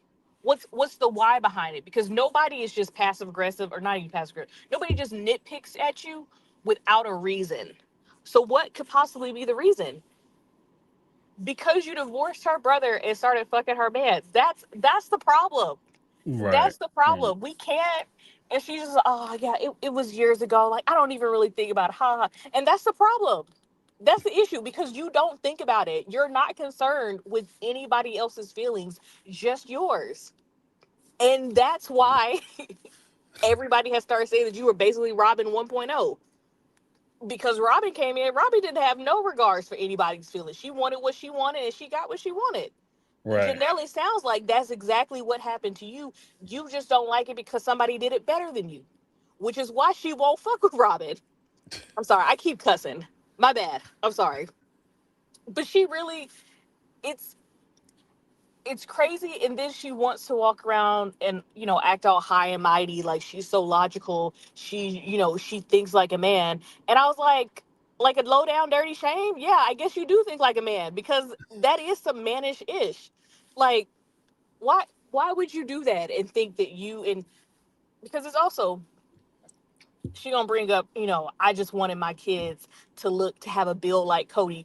First of all, that's weird. That's weird. Is it a thought that you can have? Totally, you can have that thought. To say that shit to Mary, like, to Mary's face, Mary should have knocked all your teeth out. Because why would you even come in my face and say some nonsense like that? Why would you? There's no point in you telling me that information, especially because I can see from Mary's standpoint, because Janelle talks about having been Mary's friend previously. So you were essentially my friend to get with my man. Is that because now that colors what your entire friendship looks like? So we can't have no peace. I'm irritated because I hear you banging my man every night, and then you have the audacity to leave me with a dirty kitchen to clean up in the morning when I just want to eat some Cheerios. No, girl, you're lucky that Mary only nitpicked you, because I'm swinging. Absolutely, there's no peace in that house. Every time y'all want to bump uglies, I'm gonna be in the kitchen knocking pots and pans over. Because why are they dirty? Why are they dirty? Before y'all went and did the do, you could have cleaned some dishes. You could have. And then you just gonna shove food. We live in a trailer. And you just gonna shove food down the drain. You raggedy bitch. Like, I just uh Janelle.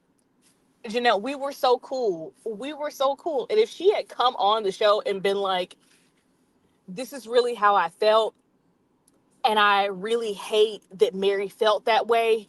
It was like a religious conviction for me, but I can see that it hurt Mary. If she had come up on that stage and came at it like that, I could be cool. I could be Right. cool with Janelle. But she basically want to act like Kody. I don't know why they're mad. They're just mad. They should get over it. Why are we bringing up stuff that happened X amount of years ago? Because it's relevant to why I don't like your ass now. That's why. That's why. So that's my beef with Janelle. Robyn, why are you getting paid? I don't know. I don't know why you're getting paid. Also, Robyn was mad as hell watching that clip back with Kody talking to Janelle, because he knows, now he knows, she knows that if Janelle really said, hey Kody, I'm in Arizona and I don't got no panties, Mm. Kody would show up. He would show up in a heartbeat. Immediately. He'd be on her front step begging her for what she got. And I'm not mad at Janelle, because I really just don't like Robyn that much. But Mm. in the grand scheme of things, Janelle, trash. Terrible. It's a good thing that she's not going to be on the show next season. I'm probably not going to watch. Most likely not going to watch. But I'd be cussing her out next season too. Because, girl, Yeah. what are we doing? But as for Robyn and Kody, I feel like they just, the thing that's so frustrating is how much they feel the need to prove what kind of love they have. And I think it's because Robyn came in as the side piece. I Right. know that based on their religion, that, it's a sacred thing, and she's just as equal to like a to a legally married wife or whatever. Robyn was the side piece. She moved like a side piece. All the secrets she kept with the wedding dress, with you know, telling Kody all these kinds of secrets, allowing Kody to talk mess about his other wives to her. That's side piece behavior. She has always moved like a side piece. And you know what a side piece wants? To be the legal wife. Right. And so now she got the legal wife title, but her problem is the viewers still see her as the side piece. And that's why she's so mad. She's so mad because she got that legal document that says she's his wife, but everybody knows that you came in as a side piece. So it really doesn't matter how you got it. You got it through ill-gotten means. So, Right. Well, that and the fact that, having isn't the same as wanting. So you have a lot this of is women who true. want to be the main one, but when they finally get the thing that they've been chasing after, all of a sudden it's like, this is it. Right. Because she got to be the honeymoon wife. Right. You can't be the honeymoon wife every single day. And he's with you every single day. All that funk. Because I feel like Kody probably showered before he came to Robyn. He probably did. But Right. now, what's the point? She's stuck. Yeah, she's just So, getting all of it now. he don't got to shower every day. He wasn't showering every day. So now, he would be at her house every fourth night.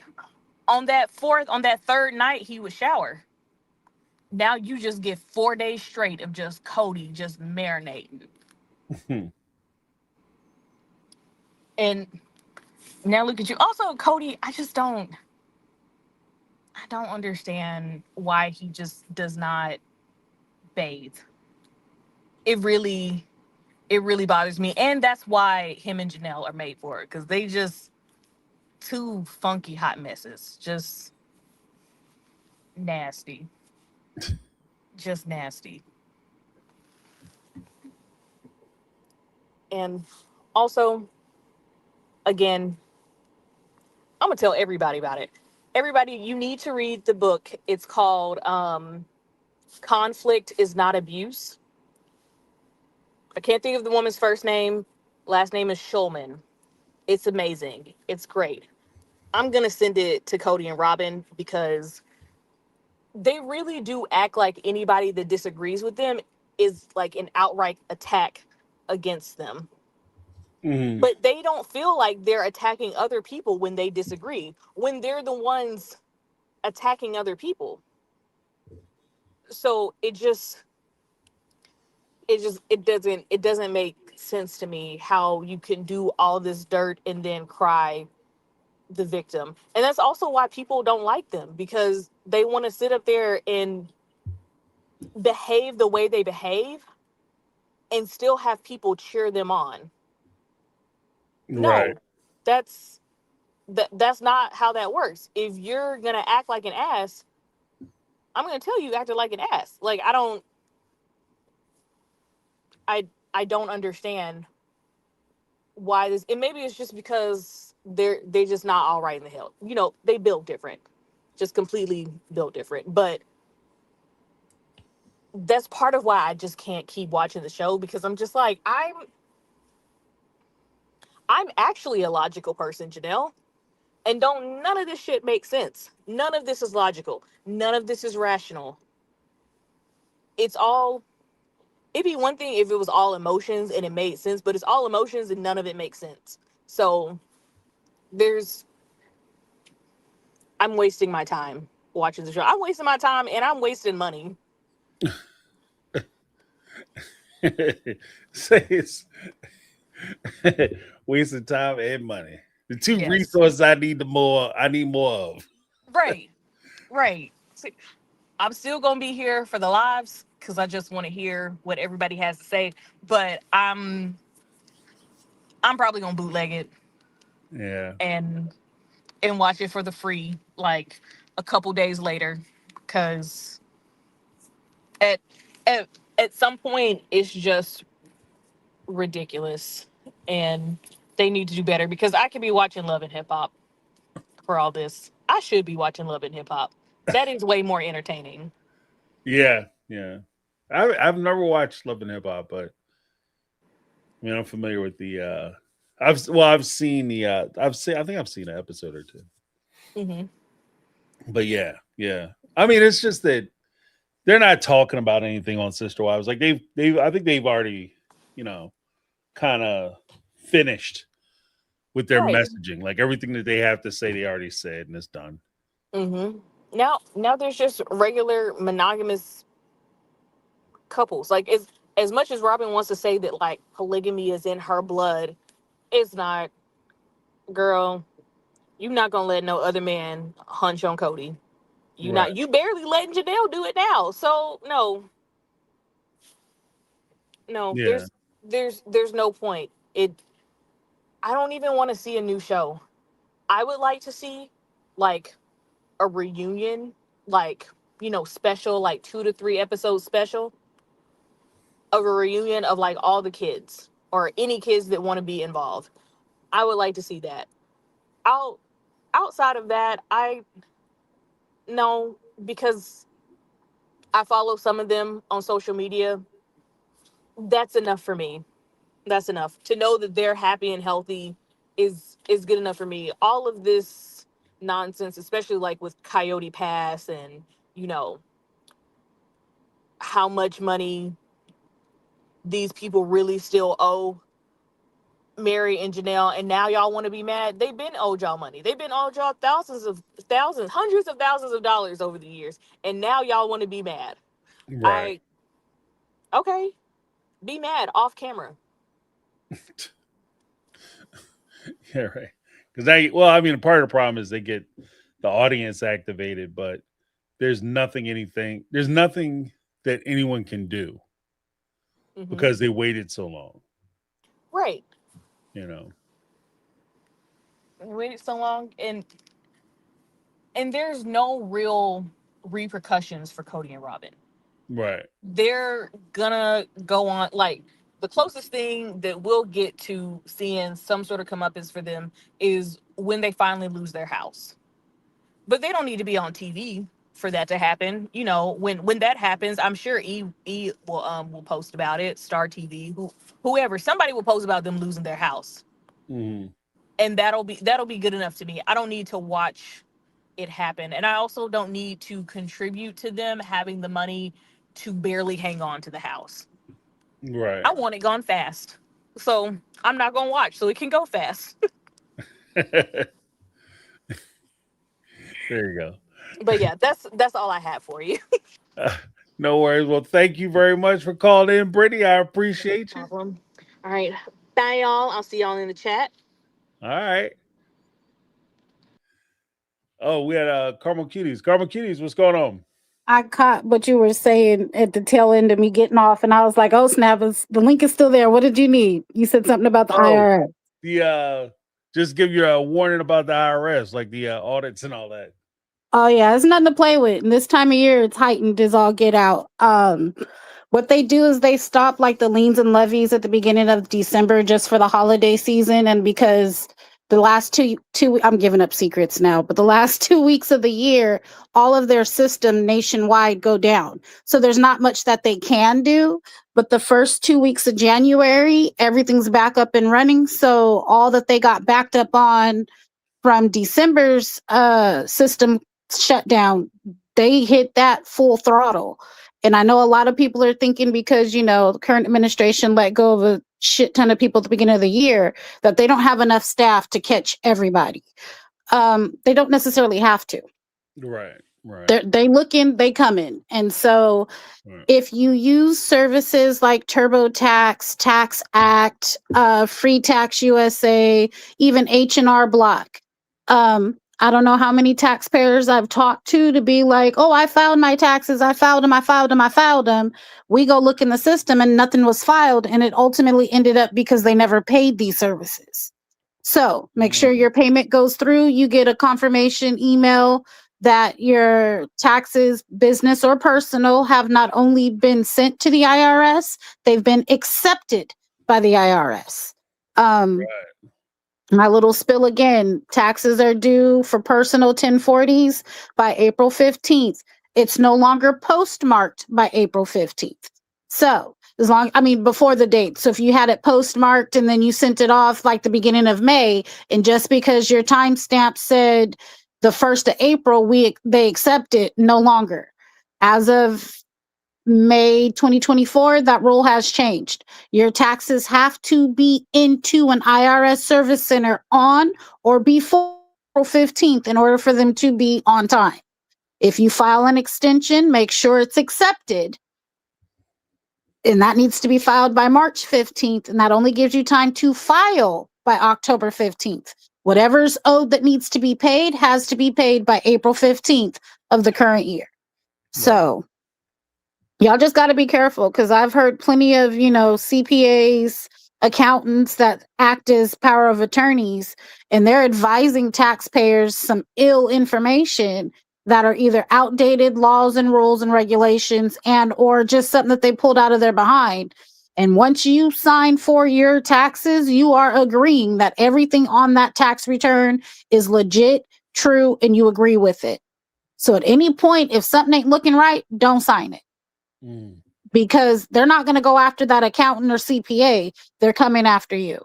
Right. Willful ignorance is not an excuse to the IRS.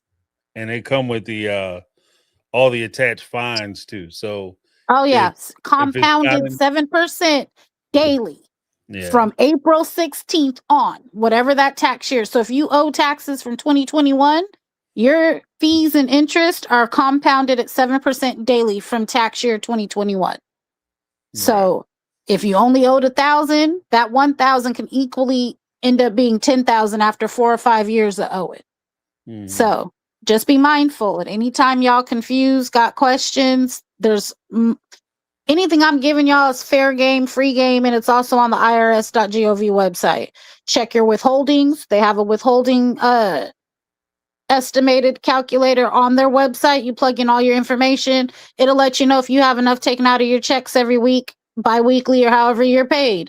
If you're not having enough taken out, but you can't afford for them to take any more out, then you need to be diligent and either pay estimated taxes throughout the year or put that money to the side so that when it's time to file your taxes, you just send them a check with the tax return and be done with it.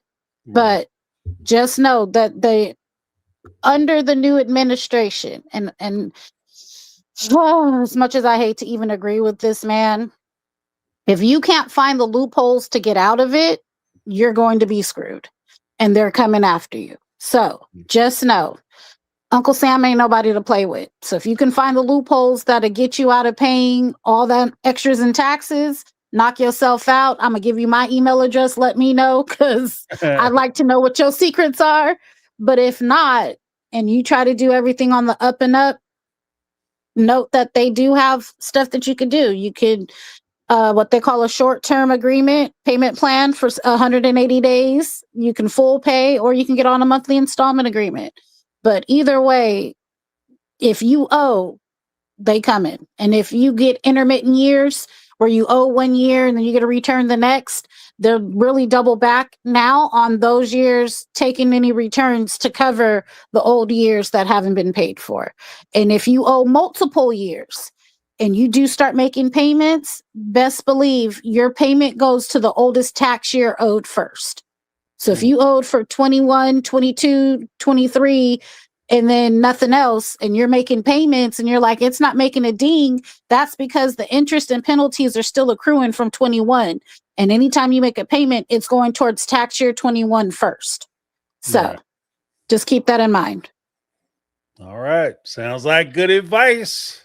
I like to see everybody win and trust and believe. The IRS they don't care. You can call in and be like, my grandpa just died. My mom got her leg amputated. My child has seizures and is in the hospital. They gonna tell you that you owe X amount and how do you want to pay it? But you can ask for those that don't know, here's my little secret tidbit. They don't offer it, but if you call in asking for it, they have to either offer it to you or send you the documents where you can, and that's called a penalty abatement. You get a first-time penalty abatement every 3 years. So it's a courtesy from the IRS. So if you do have interest and penalties, you can call in and ask for an abatement, or you can get Form 843 off the IRS website and mail it in to any IRS service center, which is a request for refund and penalty abatement. If you call in and stay on hold for 2 or 3 hours, the customer service rep can't do the interest, but they could do the penalties for the first time abatement. But if you have a lot of fees and interest that were accrued on your account, you can always ask for a penalty abatement. And it doesn't always have to be a first time. It's just over the phone, they can issue a first time. Okay. All right. All right. I've done my due diligence. Love you guys. All right. Thank you so much, Karma Kitty. Appreciate you. More than welcome. All right. See, that's what I'm saying. Where else do you get tax advice in tax season? My take on reality. What? Oh man. We plugged in, baby. Oh man. But yeah, I appreciate everybody calling in. Oh, we had another super cheat from Darlene Hall with the $5 super chat. Said, I can't breathe. Oh my God, I'm crying, laughing, choking. Yes, preach facts. She said that when Brittany was talking. Thank you so much, Darlene. Let me give you a little something. Appreciate you.